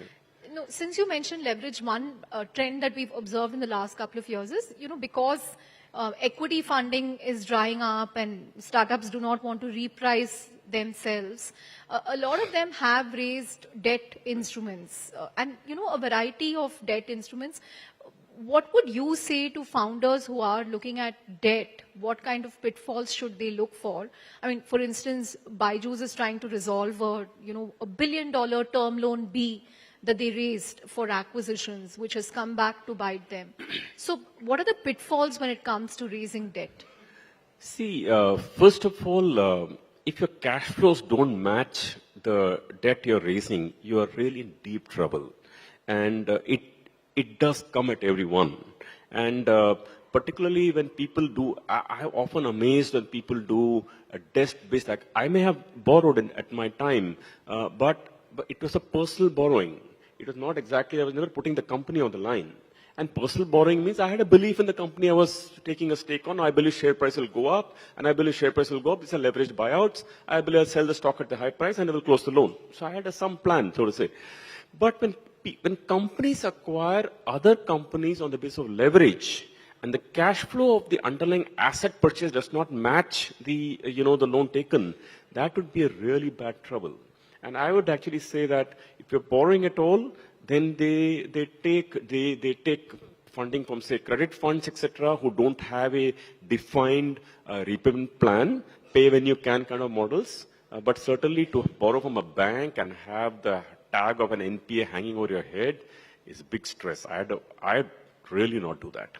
Right. Mr. Vaidyanathan, this wouldn't have been possible without IDFC FIRST. So tell us about how IDFC FIRST is thinking about startups. What kind of startups will you fund? What kind of startups will you lend to? See, we first of all think of startups as a massive ecosystem, coming, of course, from the fact that they are themselves very, very entrepreneurial people. And remember, entrepreneurial people make things happen. And we greatly respect that. Secondly, we also know that this whole government ecosystem is coming out, which they're all riding upon. And remember, many of them would fail without that ecosystem. We talked about that. So we feel that it's a big opportunity as well. So we have done 2 or 3 things for the startup ecosystem. One is we set up these boot camps for startups, and they really love it. I mean, see, today we have a full house. And the startups, about 5,000 odd applied for them. They went through many boot camps. They learned from so many people. They today learned from Kunal Behel. That kind of stuff. That's real value add. It can't be measured in money. The second thing is that the financial benefits in terms of opening a bank account and current account, you'll be surprised. Startups have some sort of a happiness and glamour and all that. But I talked to some startups here. They say that after they become a startup, they don't get a home loan. They were okay getting a home loan when they were employed. But now, as a startup, you don't get a home loan. Someone said they don't get a credit card once they become a startup. It's gut-wrenching. Yeah. So, I mean, it happens because, you know, the unstable job, the startup may live, may not survive, etc. So what our bank is doing is, one is, of course, we're giving them, you know, this account, 3 years, no fees, that kind of benefits we're giving to them. But one really fantastic product we offered for startups, and if any of you in this room are really thinking about it, you must. We're the only bank in the country which is converting your current account automatically to a fixed deposit, because current account, as you know, earns 0%. We are giving a feature which can automatically convert to a fixed deposit, earning a 7.5% of the fixed deposit. And if you want the money, we break it back and put it back in a current account with no penalty. Means really no penalty. So this is really, so, and for startups who are bootstrapped and all, man, if your 20 lakh rupees is lying there and you're suddenly going to start earning 5, 6, 4%, whatever you'll earn for that tenor, or even 7% you kept it for 1 year, it's money, you have to respect it. So at least we are very happy about that, yeah. In a sense, you are like managing their treasury indirectly, right? I mean, giving them something on the money they have. Yeah, I mean, in the sense it's very hard for them to raise money. We appreciate that, and we know how much tough it is to raise investors. I went through some 14 or 15 private equity firms before I get my first 800 crores to back the buying. I know very hard it is. So very hard it is for them to raise equity. We appreciate that. We want to respect that. Very hard for them, like how Kunal said, to even get a first few crores of, you know, customer earnings. That's very hard. Managing so many accounts and employees, all that is very hard. So we do our bit to make it easy for them. Right. One other aspect that Kunal spoke about, I think, was on, you know, cold calls, cold emails. He said, as an entrepreneur, you should be absolutely shameless and just, you know, go after who you want, whether it's a customer or an investor, cast your net wide. Did you have to do that? Because you had a certain, I mean, you came with a certain reputation. People knew you as a very senior executive in financial services. So was it easier for you in that sense that, you know, you did not have to prove yourself? You were not somebody completely new who they were dealing with. You had a certain street cred. It helped because obviously, you know, I started at 40, and at 40, obviously people knew that I was doing, you know, I had already been at ICICI, and therefore I had some sort of a calling card. But I knew one thing, that the power of the calling card, first of all, I didn't have a calling card, I already left the bank. But the power, I knew that for 7 or 8 months, I'll have some credit to me, so I would still be able to open a door because of my relationship and all that. But, you know, that doesn't last very long, maybe few. So, you know, it's sometimes harder. It's harder and easy. Everything is hard. Even their life is very hard. But very hard sometimes, at least I felt it. Because, you know, in my division, when they were running, the previous bank I was running, I had 28,000 people in that division. Wow. We were running the retail bank, and we had retail banking. You were managing 28,000? In that division, we had some, you know, 1,400 branches. We had so many, 4,000 odd ATMs, and so many businesses and loans and everything. And next morning, you're out, you know, having few employees, running an NBFC, there's a lot of debt in it, and, you know, nobody wants to fund it. It feels, and, you know, your birthday would come, and a lesser number of people would probably call you to wish you, you know, Happy New Year. You'll have lesser messages in your inbox. You know, there'll be lesser people to laugh to your jokes. It was very, very hard, you know. So, so, you know, you know, there was once, you know, and sometimes, you know, a person may not mean it, but you felt it. I once, you know, invited someone over to my home for a dinner. You know, on a normal day, people would probably come and definitely be there. And that person didn't turn up. And when I met the person much later, and the person said, yeah, I was busy or whatever it is, it was probably genuine from their side. But to me, it felt like a punch in my stomach saying that you're not important anymore. So these things are, you know, emotional stuff. And then when you go and raise debt, you don't get it. Raise equity, you don't get it. It's very painful. So, you know, I empathize with people who are going through this, but all I can say is that, you know, be at it, you have a good chance. That's all I can say. How did you motivate yourself? Because, you know, it's easy to say, oh, you know, I mean, don't have any shame as an entrepreneur, but ultimately that dejection, like you said, it hits you like a punch to the gut. Yeah, it hits you like a punch, but you see, the thing is that at least I felt the idea that I had was a very powerful one, because, you know, people have done that before. Not very many, but at least there was one case in India which had converted an NBFC to a bank. So my theory was that, you know, basically our idea was very simple actually. Our idea was that you lend small entrepreneurs at 20-24%, all the kirana shops and all that stuff. Completely India's underbanked. So our idea was that you borrow money at 12-13%, lend at 24%, and you make a 10% margin, and then you're fine. That was the idea. So I think I was very convinced about the idea, and I thought RBI of India needs those kind of banks, and I thought we could go to. The idea was there. But yeah, when you think about it, the tougher thing is to actually go through the process. It's like we said. You know, it was painful. But how do you motivate? You know, the thing is that one, you're already out. Okay, you have no choice. So you have to go through it. So I think you have to really, you go in the swimming pool, what do you do? You don't know swim, what do you do? You know, splash, splash, splash, splash, splash, and you hope that you come out the other side. One is that. Second thing is that, you know, recently there's an ad going on in television that I think one of the cricket stars, he's saying that, you know, this is how mushkil hai. You know, it says about going to South Africa for a cricket tournament coming up soon. He says, mushkil hai, isliye to maza aayega. So, you know, you somehow say these things to yourself and you keep trying, that's all. Right. Today, is it easier for a 40-year-old to start up? I think so. I think or do you think your risk appetite No. goes down by that time? No. I really believe. First of all, I'm not exaggerating. I'm telling you, every one of you, you must really appreciate something, that doing business in India is much, much, much easier than what it was 10 years ago. Okay, so much of changes of ease of doing business. You know, the whole FIPB is abolished.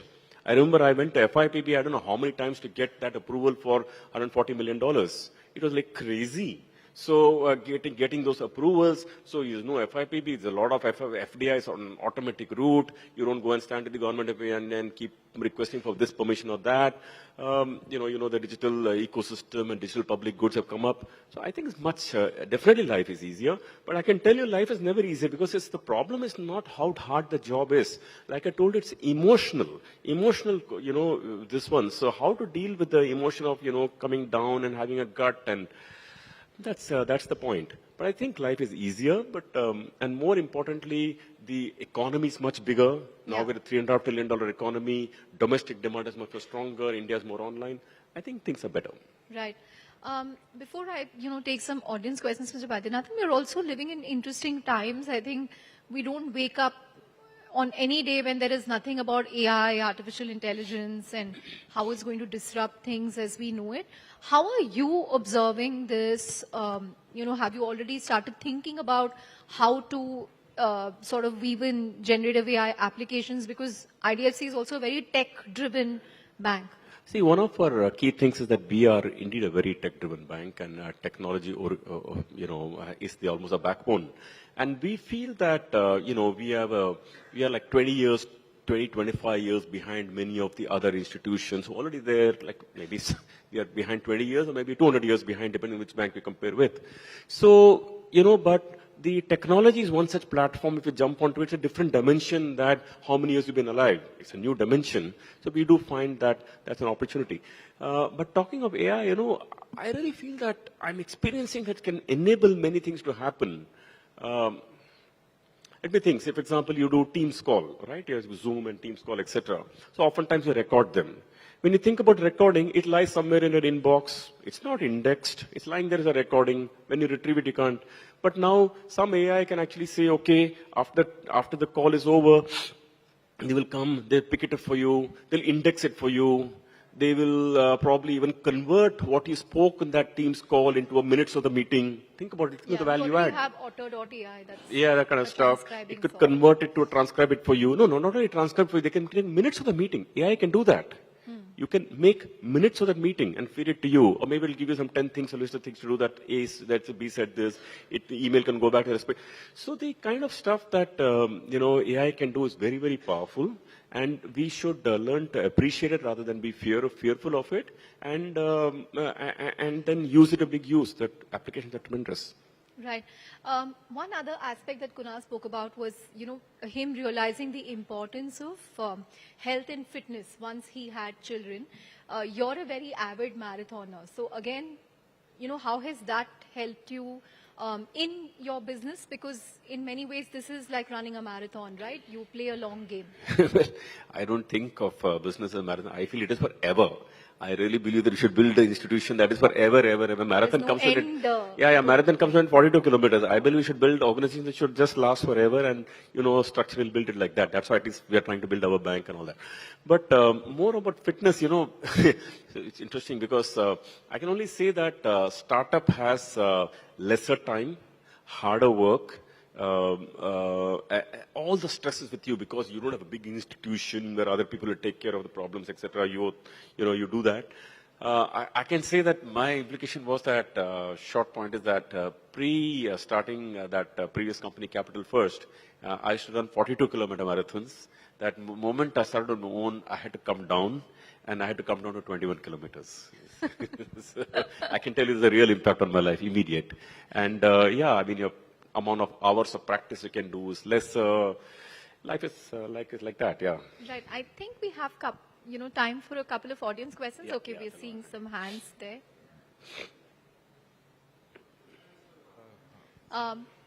Hello? Yes. Actually, I was about to ask the same question to Mr. Kunal sir as well. So I'm Srikanth here. I represent Adapt.ai. We are into basically digital automations. We are into digital automations. I'm Srikanth here.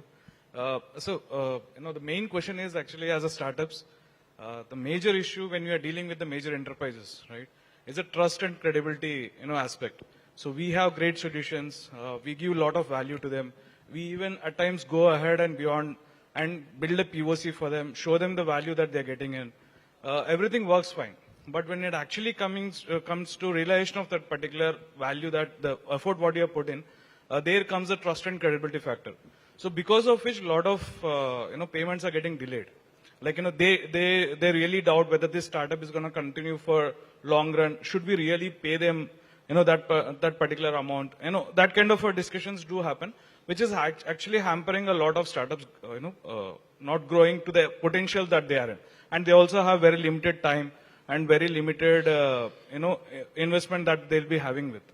So, when I was just thinking most of the, startups are within your ecosystem. At the same time, let's say the bank ecosystem. At the same time, the enterprises are also in your system.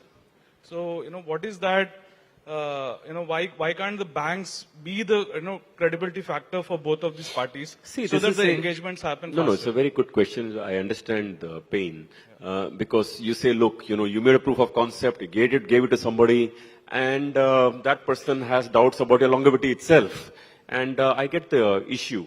See, obviously, anybody dealing with a vendor, at least in large institutions, will want to see how long this vendor has a financial firepower to stay and innovate and keep on developing newer solutions, because the client's life gets integrated to the vendor's capability to deliver solutions. It's a real thing. So really the solution is, if at all there is one bullet at all, is to actually, have adequate financial backing. If you want quick hacks and you want clients, then really powerful means is the references, because you'll be surprised how powerful the power of references is. For example, in my case, if when we were starting up early stage, if I was trying to get funding one private equity firm, another private equity firm, etc., the word of mouth references can be very powerful. But otherwise, really, there is no solution to the fact that that clients will want to deal with people who are deep funded pockets, continuously innovate. So just an extension, if you don't mind. We are not really asking, the enterprises to pay us, but if they pay us on time, I think. Of course, I fully agree, and this is a culture thing. Right. If I can only tell you, if you deal with our bank, there won't be any delay at all, because we believe at least that, the way we pay, and we pay instantly, whether we pay our agencies or we pay our partners, we try to pay a little earlier than the others, it just is a motivating to the other party. But I agree with you. Right. This If is a we can generic get someone situation. else, please. The lady there. Excuse me, the lady next to you. Hi, good evening. I'm Debarpita. Keep your mic. I'm so sorry. Yeah. I'm Debarpita, a capital markets lawyer. So as you said rightly that, at the government right now doing business in India is becoming easier because the ecosystem is evolving. But I have seen in my experience that companies face a lot of issues, especially early stage startups in getting help from the bank in terms of lending. Now, what do you think that what are the major hurdles that these startups face while, they try to acquire lending from the banks? No, I think again, it's a very real situation. Okay, I fully empathize with that. Now, just to be honest with you, when banks are lending, you should know that, or you would know that banks are lending depositors money. And banks always want to be very careful because the probability, they can't take more than 1% NPA, which means that if you fund 100 startups, you can't have more, you want 99 of them to pay you back. So therefore, people always back cash flows. I just need you to get this in your head. Because if you're a lender wants to back cash flows. Let me be honest with you. Therefore, if you want early stage funding, there are two ways of getting it. One, you get venture capital or you get angel, you get venture, because it is the risk of the business by you. Second thing, you get credit funds. Credit funds can fund you maybe at 18%, 20%, somewhere there. But at least a credit fund, if you don't pay them back for 1 year and pay them a year and a half later, they'll be okay because they don't have they're a fund, remember? They're not a bank. They're not an NBFC. So you don't have an NPA norm ticking at them.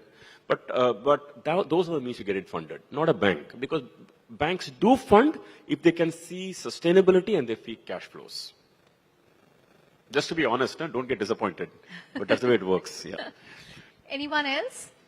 Maybe we can take two more. Yes. Yeah. Here. Yes. Hi, sir. My name is Vikram. Louder. My name is Vikram. So I'm, it's a coincidence, but I'm exactly at the same point where you started your MBFC. We also acquired an MBFC. And whenever we go to a bank or someone, they look at our cash flows. Right now, luckily, we are cash positive cash flows. But then my question is, like, I'm in the same journey, but I wanted to ask you, like, now you have gone through so much of experience and everything. What would you tell yourself, like, when you started, how different you would do with the same journey like MBFC, opening the doors with the banks or something? How would you, reach out to them and make sure that they open doors for you? See, there were very, very quick one, I'll keep it. That in my case, I had made one kind of a tactical error that I had already left the bank and then I was looking for private equity. Okay, so that's a very hard one because we left the previous ore and now we're hunting. But really, but looks to me whether you left the ore or not, but you're on the same spot. But really, I can only say one thing to you, and I really mean this. Find yourself a very high quality investor. Put all your energy there because any amount of the quality of one large private equity investor or even a venture capital investor who'll stand by you for a period of time, who trust your model, I can't overstate it. Because once you get that, then you're strong. Then you go to banking system, wherever it is, raise some equity raise some debt, and then you get one person to back you on the debt. You tell the next party that, look, that person already gave me 100 crores. Can you give me 120? This person gives 120. With that person, you can land up the next door and line it up. Just to give you a number that inspires you, that we started the company in Capital First in 2010 with a debt of close to about 200 crores or so on a loan book, and at maybe 300 crores. And I can tell you that we raised 56,000 crores over the next 8 years. And our loan book in 2018 was 30,000 crores. So I can tell you it's possible. Wow. I mean, of course, in my case, it happened for many, but I can tell you that it's possible. Yeah. Right. 30,000 crores. Yeah. Right. I'm afraid we're out of time, but I have one last question, Mr. Vaidyanathan. How important is corporate governance in startups? I mean, even at your scale, I remember you wrote a LinkedIn post a couple of months ago that went viral on stock sales because there was a lot of, misconceptions in the market. You put that right by explaining everything in detail, putting everything out there. But how important is corporate governance for startups? Super important. I can tell you that when I just answered the gentleman's question a moment ago, saying that, look, you can only achieve that much if you want to keep all equity to yourself. You don't want to dilute. You want equity to back you. Reasonably a good name makes like a huge difference. Don't even worry about how much you're diluting. Just get them in. I told you that. Number two, to get them in, many of these people may or may not, for example, I used to tell people that, look, I'm running a business. This is a business we do. Sometime a little bit here and there can go up and down. But I too should tell them, I promise you that there will be not one, fraction of a governance issue here. So somebody who's 3,000, 5,000 kilometers away sitting in the US or London wanting to invest, that is a huge peace of mind for them. Huge peace of mind. It's super important. And I think, the one big thing is that when we talk of governance and all that, the problem I can give you, people can talk about governance, but problem is we get dilemmas along the way. You are getting situations where you have to take a call, you want to report this, you want to report that, you want to do this, you want to do that. And they're often conflicting and they're very bad choices to make. And then we need to have, at that time, we need to really, keep this compass about the governance. We need to keep the compass of the moral compass. If you keep it somewhere right and, we can try and make things happen. But super important. Great. On that note, thank you very much, Mr. Vaidyanathan. A huge round of applause for Mr. Vaidyanathan of IDFC FIRST Bank. Thank you, sir. Thank you. Mr. Vaidyanathan, we can request you to stay back on stage. There are many winners in the room who will be coming up on stage to take a picture. Before you come over, let me just say that all of you are doing really an amazing job for India. You're hiring people, you're creating quality products. So we want to just really appreciate you, and we want to just say really best wishes to you as you grow on this journey. And if we can help in any way, please let us know. Thank you.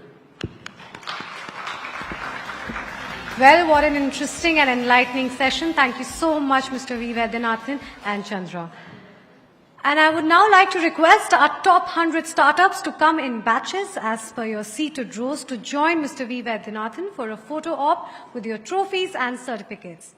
I would request, sir, to please allow our top 100 startup entrepreneurs to capture this moment with you.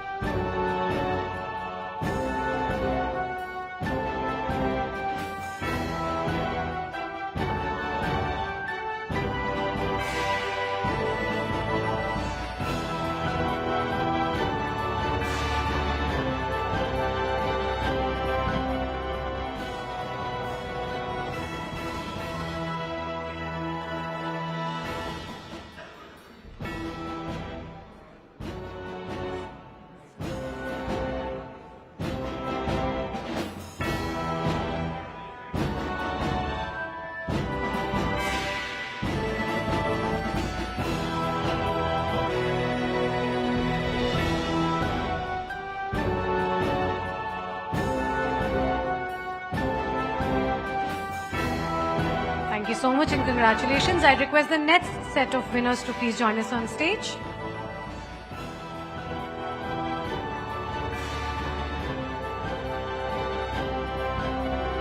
Sir, I request you to please stay back on stage.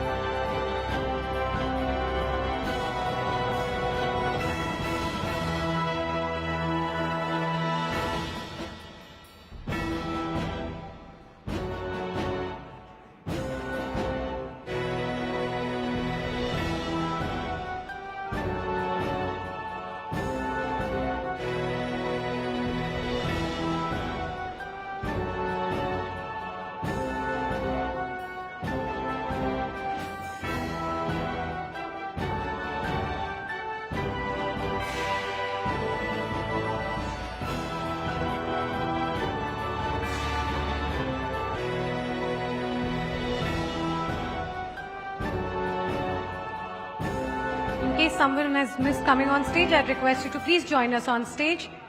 If any of the awardees has missed taking a picture, please come on stage and join us for a photo op.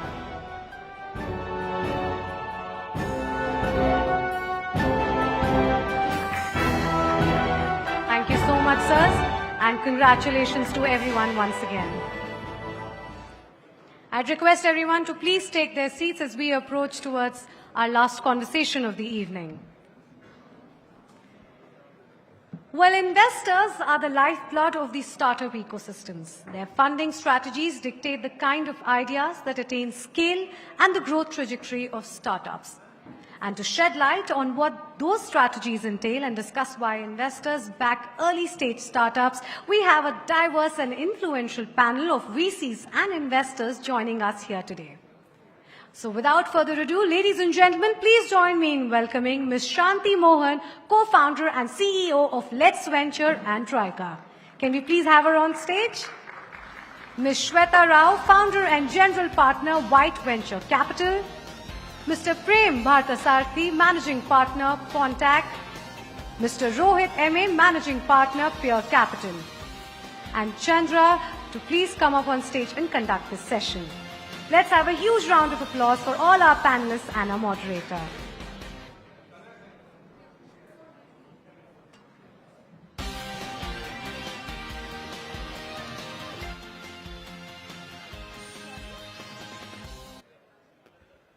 Hello? Check. Abhishek, if you can call people back inside. We are not going to open dinner till the panel is over, so sorry, guys. Okay, I'm sure all of you are bored of hearing me for the third time around, but I'm going to open this up for questions because we have 4 VCs on stage, and I'm glad to see 2 women VCs because that is such a rare occurrence. So thank you, Shanti. Thank you, Shweta. Glad to see it's a 50% women, investor panel, not some tokenism. So it's really, really heartening to see that. Thank you, Rohit. Thank you, Prem, for joining us.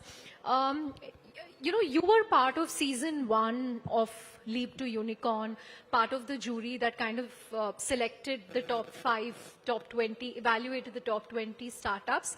What were your observations on the ecosystem, the way it's matured, the kind of entrepreneurs who are emerging today? Thanks for having me. But basically, I think the season 1 was a very curated kind of process because it went through a lot of like 5,000 applications. Out of that, almost 400 went to the boot camp, and then it went to 100 and then 5.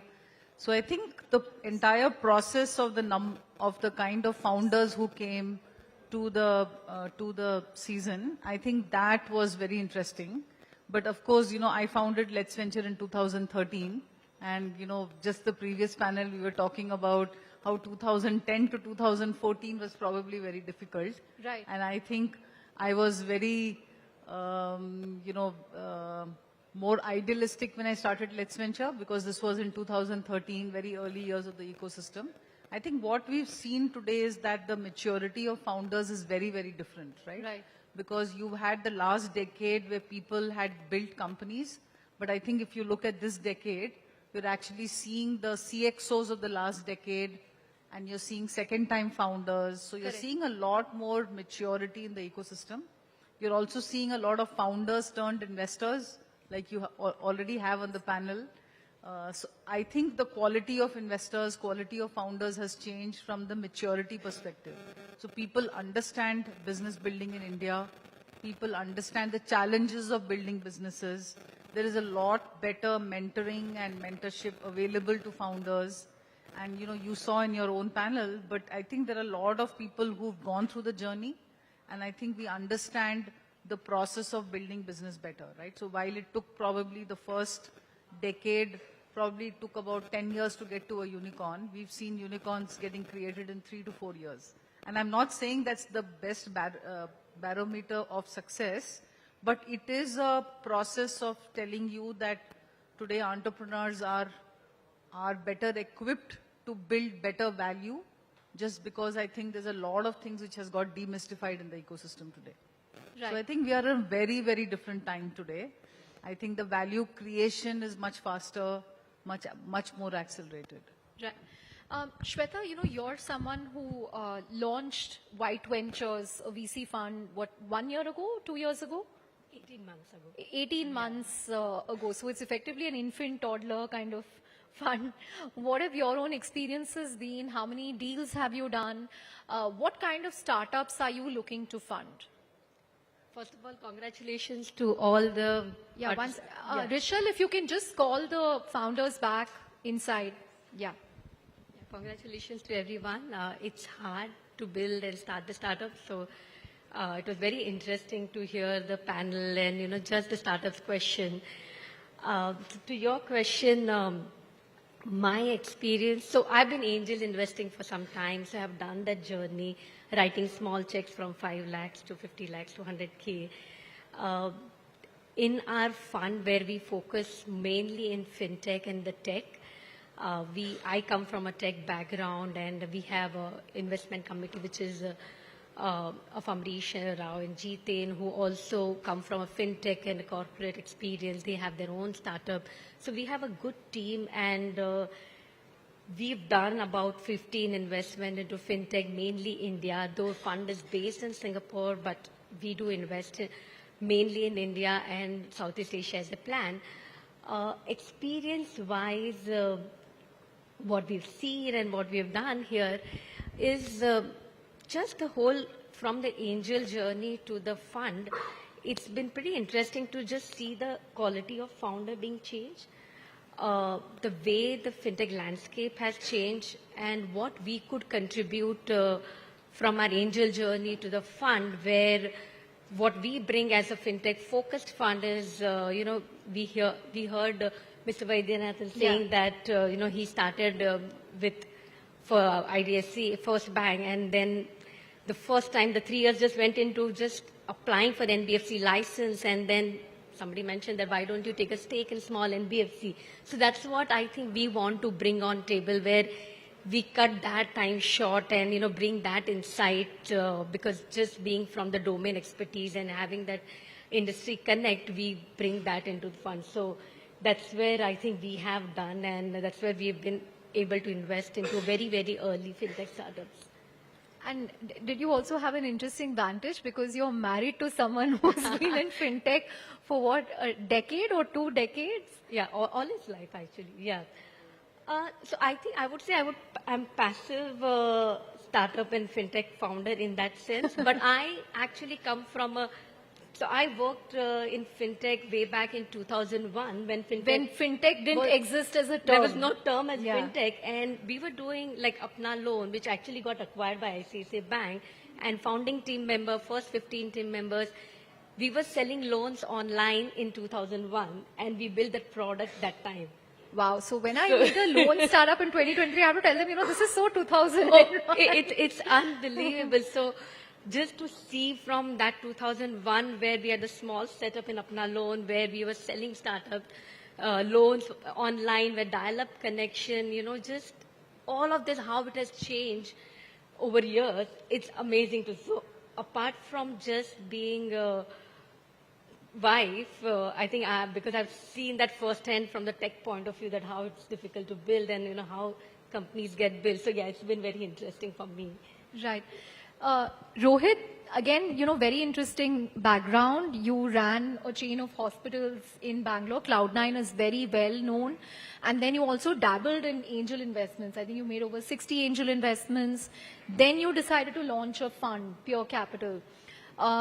Again, what has the journey been like? Is it easier being part of a VC fund than being an angel investor? Shweta also transitioned from, an angel to a VC. Thank you. Again, congratulations to all the folks here. Great job. Please continue building. Happy to be here. And Chandra, I don't think there's an easy answer to that at all. I think angel was a very different paradigm altogether. I think as a fund, there's I think a 180-degree shift in terms of how we're actually looking at some of these things, right? For us, it's a little bit different because I've been an entrepreneur since back then it was not even fashionable to be an entrepreneur, so I've always been an entrepreneur. I would like to think that I'm still an entrepreneur and investment is just an outcome, right? And that's the sort of intent with which we are building.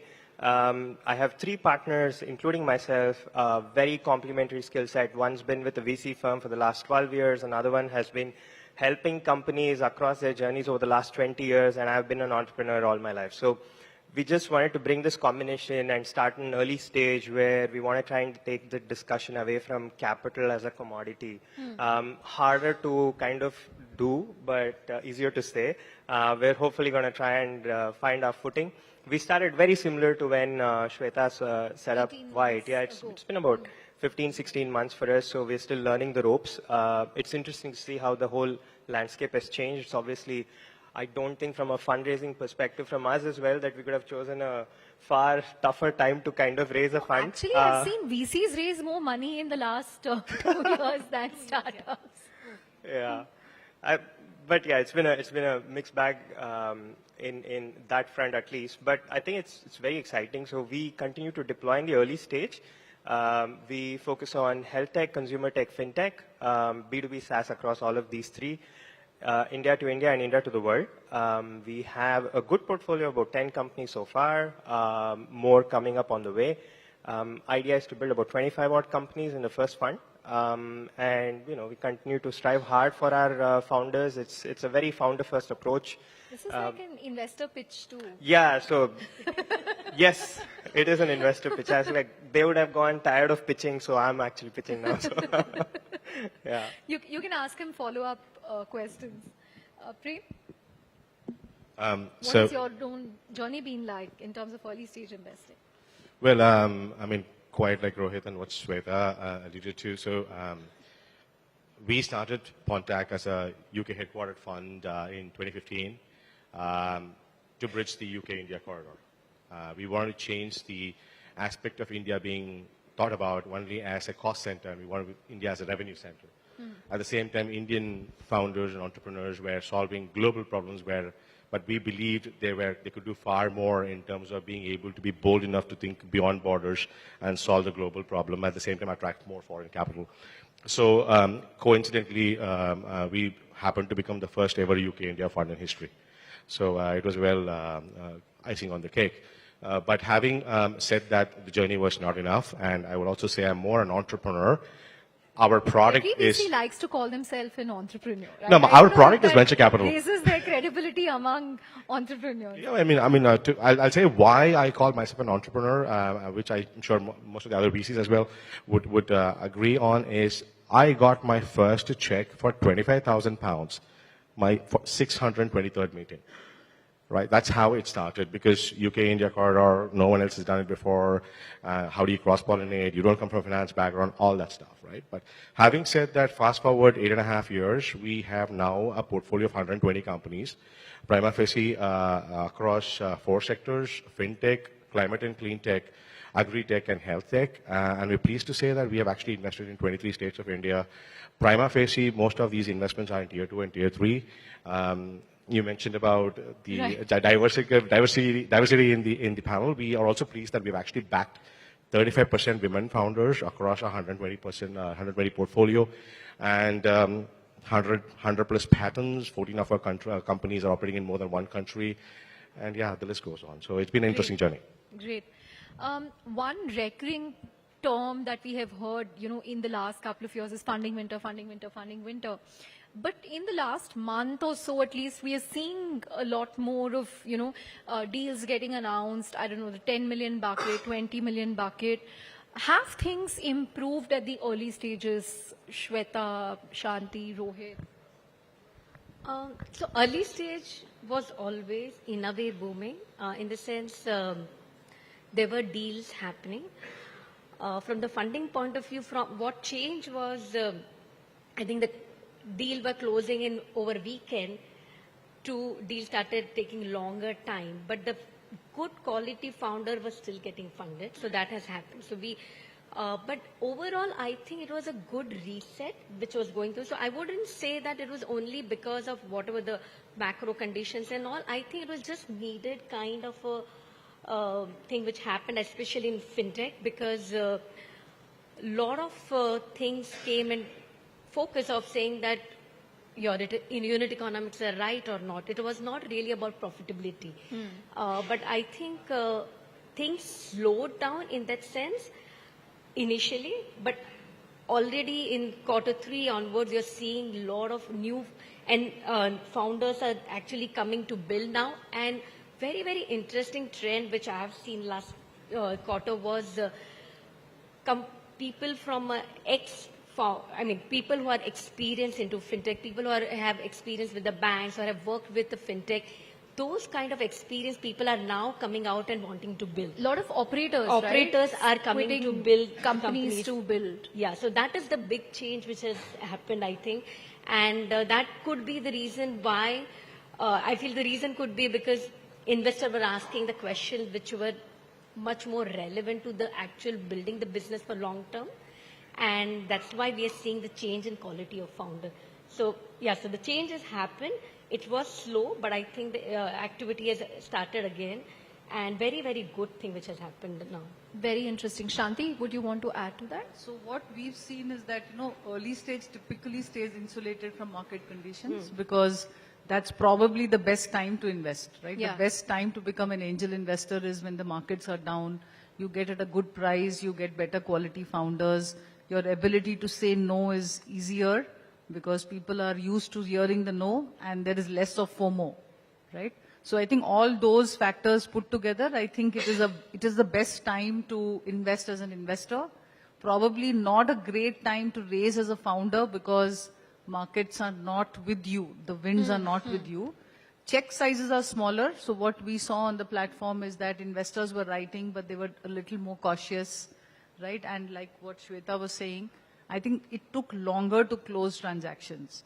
But I think overall it is healthy, right? Because as an asset class, it continues to be a very high-risk asset class, right? And I don't think that it is good that we start introducing a lot of FOMO when it comes to investing in private markets, because people are going to lose money, and the money is going to be lost faster when markets are booming, right? Because people are not thinking through their decisions. I have seen investors who just don't do due diligence. They say, I'm okay because the founder has got 3 other term sheets. I need to move fast. There's no time for there's no time for diligence.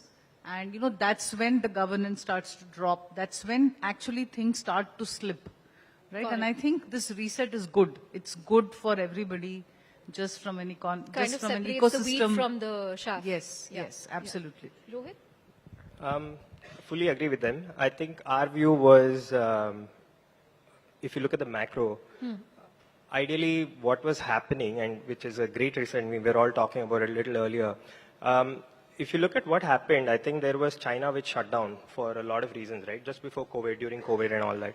So we like to put this paradigm that there was a lot of tourism happening. So there was tourism in the form of capital, that there were a lot of funds which did not exist in India, but they said that, okay, we can't invest in China. The next best thing is to invest in India. And you saw overnight, like Shanti mentioned, term sheets being issued, zero diligence, money being wired the next week and all that. So people started getting used to some of those things. There was another form of tourism, which was entrepreneurship in itself. People saw this and literally getting funded on a song, right? I'm not kidding. This is the first time I've heard of entrepreneurship and funding being described as tourism. There was another tourism as well, which was employees themselves. People saw the attractiveness of a large upside from what they would have got from the ESOP sort of outcomes on something like this, given that there was capital inflow, right? So as in the case of everything, I think those tourists in all forms disappeared, and hence the winter happened, is our belief. And this is exactly the right time to build good quality opportunities, right? India as a consumption market, India as a technology haven, talent pool, right? And just yesterday, I think, I don't know which minister was actually talking about it. If you use the word or the phrase 7 in 7, which is 7 trillion in 7 years, that's a great push to kind of, be a part of, right? So for everyone building today, right, you have to believe that you're building something which, like Mr. Vaidyanathan mentioned a little before, it's not for the next year, it's not for the next few years, right? It's to forever, for perpetuity, right? I keep always saying this capital is only a catalyst. It's finite, but the founders have to build infinite businesses. So that's what I would say is a great time to kind of build now. Awesome. Prem? I will concur with what most of the panel did say, but just to add on, what we have witnessed is the change in perspective of the founders from valuation to value proposition. I think that's what has been catalyzed, and also what we've also seen, being able to see from the outside, outside the borders of the country, is also the magnitude of companies which are prima facie focused on B2C or D2C brands were higher much earlier. Now there is an equivalent balance, I wouldn't say still equal balance, equivalent balance that is happening in the B2B or the B2B2C space as well, which again is driven by necessity at the moment. So yes, there is a word coinage of funding winter. I would say it's more reset because there's a lot more frothiness. To put things in context, last decade or two, we had only about $10 billion of capital coming in the VC space, but in the last decade we had about $40-50 billion.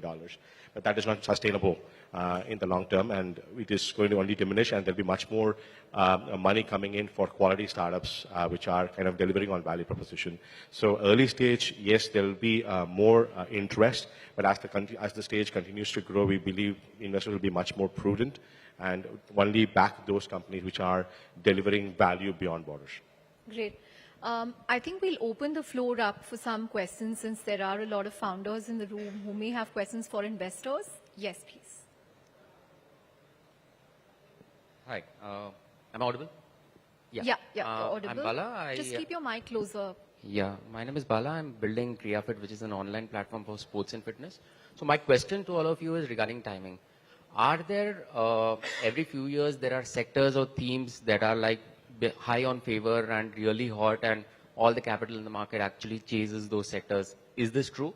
And if so, what are those sectors or themes that are currently in favor among the VCs? So basically, he's saying all of you invest as a herd. Like what we are seeing with AI in the US now. So what's the hot theme now, Rohit?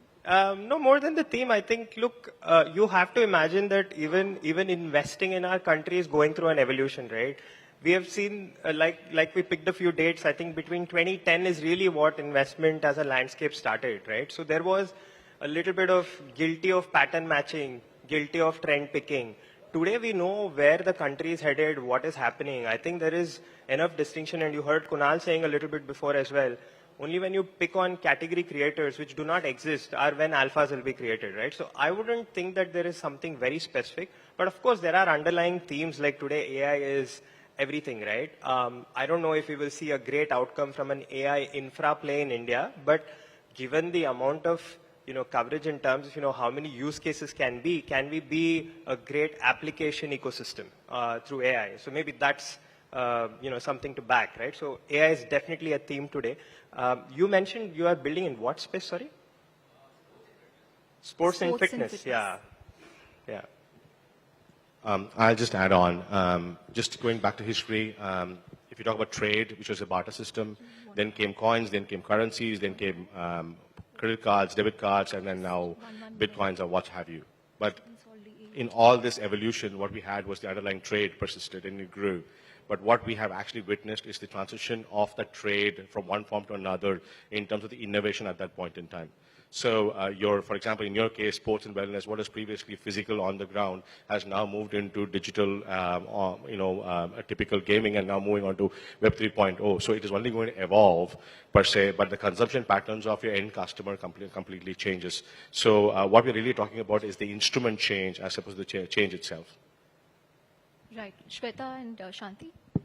Yeah, so, it's not really the theme, it's actually what's happening around, right? Where is the white space? There could be, like, a lot of startups would have tried building in a similar space, then it gets crowded and the TAM remains difficult to chase. And that's where you feel it's a trend, but it's basically, let's say now the UPI was built, and because of UPI, there would be new startup will credit on UPI, new startups will come.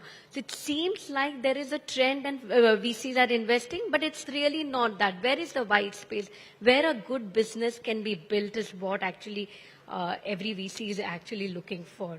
So I wouldn't say it's just the theme which happens. It's just a macro condition actually says that maybe B2B, e-commerce, China plus one story is shaping up, and hence cross-border will do better. So now there is a white space and there are lesser players. So hence a good company will come out of it. So that's what I think happens typically. I would kind of second that, is that as a founder, don't worry about the hot sectors, right? I think worry about solving a real problem, and if that problem is addressing a big enough market. I think that is key, and if you're able to articulate that correctly, I'm sure you will be able to find the right investors. So I think that's a fad about saying, what are the sectors. Those are things for investors to look for, not for the founders to So think there's no about. FOMO that if 5 funds invest, I will also invest in this. No. Right, we're running out of time. Sorry, okay, yeah. Hi, I'm Imanshu, co-founder of Credo Hire. So we are a generative AI company in the talent assessment space. And my question to the panel is around generative AI. I mean, it's one of the hottest space. And especially there is a lot of noise in the sector, and what has happened, especially over the weekend with OpenAI. So much of chaos. So while I'm talking to the VCs and pitching for my startup, I get a lot of signals at times that where they are just trying to wait it out and trying to looking for breakout companies. So my question is basically venture by definition is catering to the riskiest asset class. So at the same time, somebody in the panel mentioned that VCs raise tons of capital and they are sitting on a lot of dry powder. So are the VCs themselves taking enough risk and deploying capital in early stage, and why they are waiting so much looking for breakout company? Because by that time the risk is already gone. That's a good question. So I think people misinterpret risk with recklessness, right? So I think just because you are building a generative AI company doesn't mean that there's going to be a lot of capital following you, unless the VC who's evaluating that understands how to evaluate the depth of the technology. And I think you have to face that in India today, we don't have a lot of people who understand generative AI, right? That is one. Second is, I don't know if you have enough data sets which has been run on your generative AI, because if you look at OpenAI, and I think people miss this completely, it has been in development for the last 10 years, right? They had data being collected in universities for the last 10 years before it became what it became, right? And I think missing those two elements to really saying how is the fundamental blocks of that business getting built, and are the VCs today equipped to evaluate those companies, I think that is something we need to keep in mind, right? So just because it is a trend, and just because it's a high-risk asset class, doesn't mean that I be reckless about that and start investing capital. Just to add on, I mean, if you think about the life of a VC, okay, at the end of the day, by regulations, we can run a fund for 10 years max. Okay, so let's assume that we invest in your firm in year 1. We should ideally be looking for an exit at 7 or 8 or 9 or 10 years, right?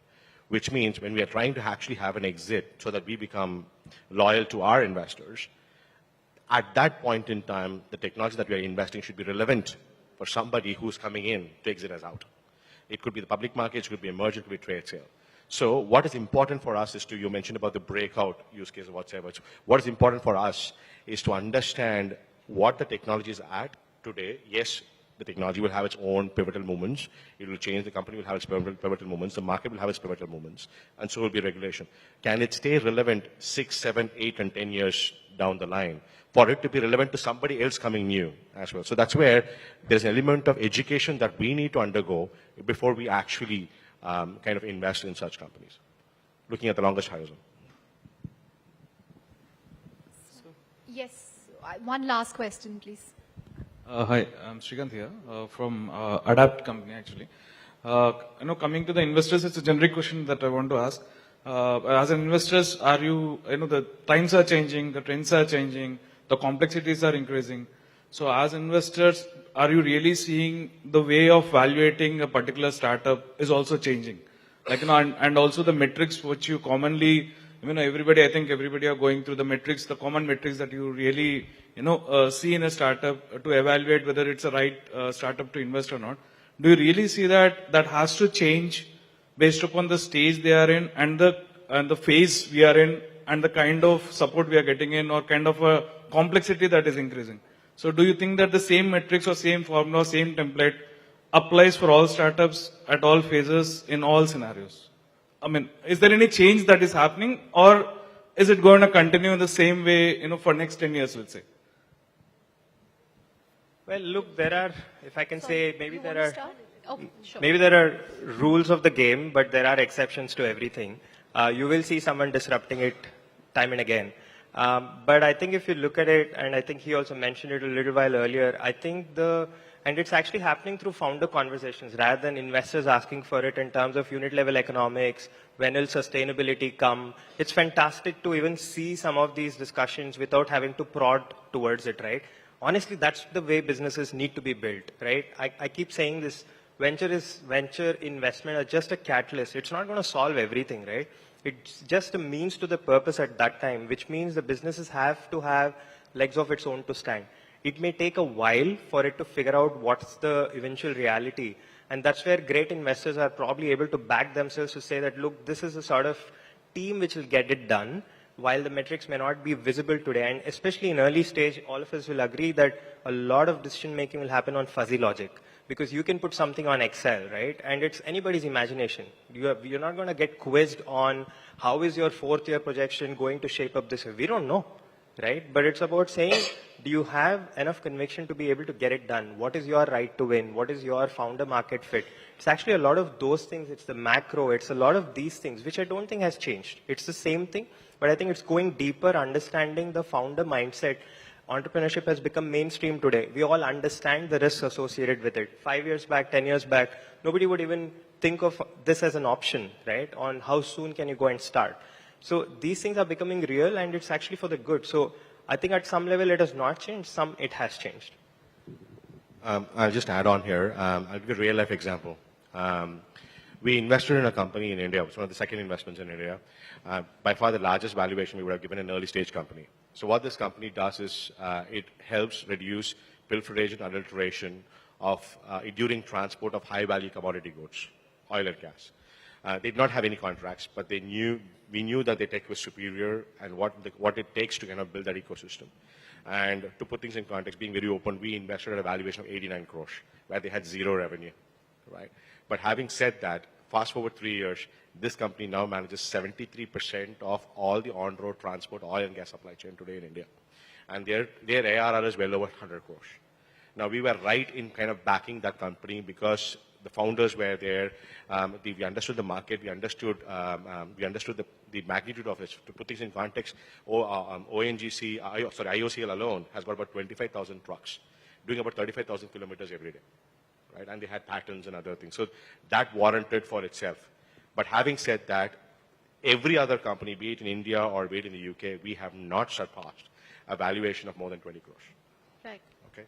So it's a complexity of the problem estate, and the complexity of barricades to entry are the deciding factors in being able to assess the valuation of the company, along with the technology and the globalization potential of the company, along with the founder's mindset and other elements that come with it. So yes, it is taken into consideration, but there is no single answer to it. Right. Closing comments, Shweta and Sean. So I feel company building remains still the same, and I think VC still look for the same. So it's never that things would change. What would change is nuances which, we saw some business model which we thought like something like, let's say, Meesho. It's a new business model and it worked. And so you learn from that and you feel that now India is changing, consumers are changing, B2B is changing, and that's the parametrics, those change. But fundamentally, company building still remains same. So that's why you feel that it might be a change, but it's just the learnings. Yeah, basically, basics of business don't change. I think the way you probably price the company might change based on some global parameters, right? Today we already have a benchmark for SaaS companies. We know how much multiple of revenue you need to give, right?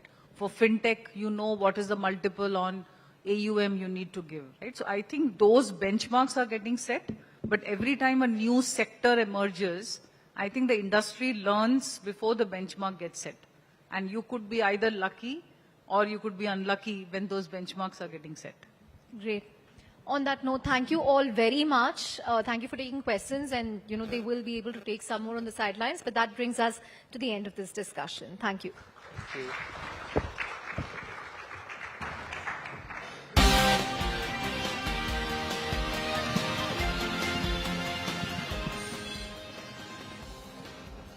Thank you, Chandra, and our esteemed speakers.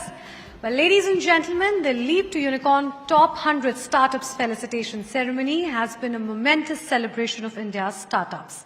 We've seen a diverse range of startups felicitated by some of the tallest leaders and renowned industry experts. We would like to extend our deepest gratitude to all the dignitaries in attendance who have taken the time out to be a part of this landmark event. We would also like to thank the top 100 startups for emerging as representatives of a new India, wherein dreams are made and people are not afraid to chase those dreams. They have demonstrated new possibilities through their path-breaking ideas, and we are glad to immortalize their achievements as part of the top 100 startups to watch out for with our coffee table book. We would also like to thank IDFC FIRST Bank for their unwavering support and commitment. Creating a first-of-its-kind startup growth and funding program like Leap to Unicorn wouldn't have been possible without our enduring partnership. We would also like to extend our gratitude to Head Start, our ecosystem partner. And lastly, we would like to thank all applicants and viewers across channels who made Season 1 of Leap to Unicorn such a roaring success.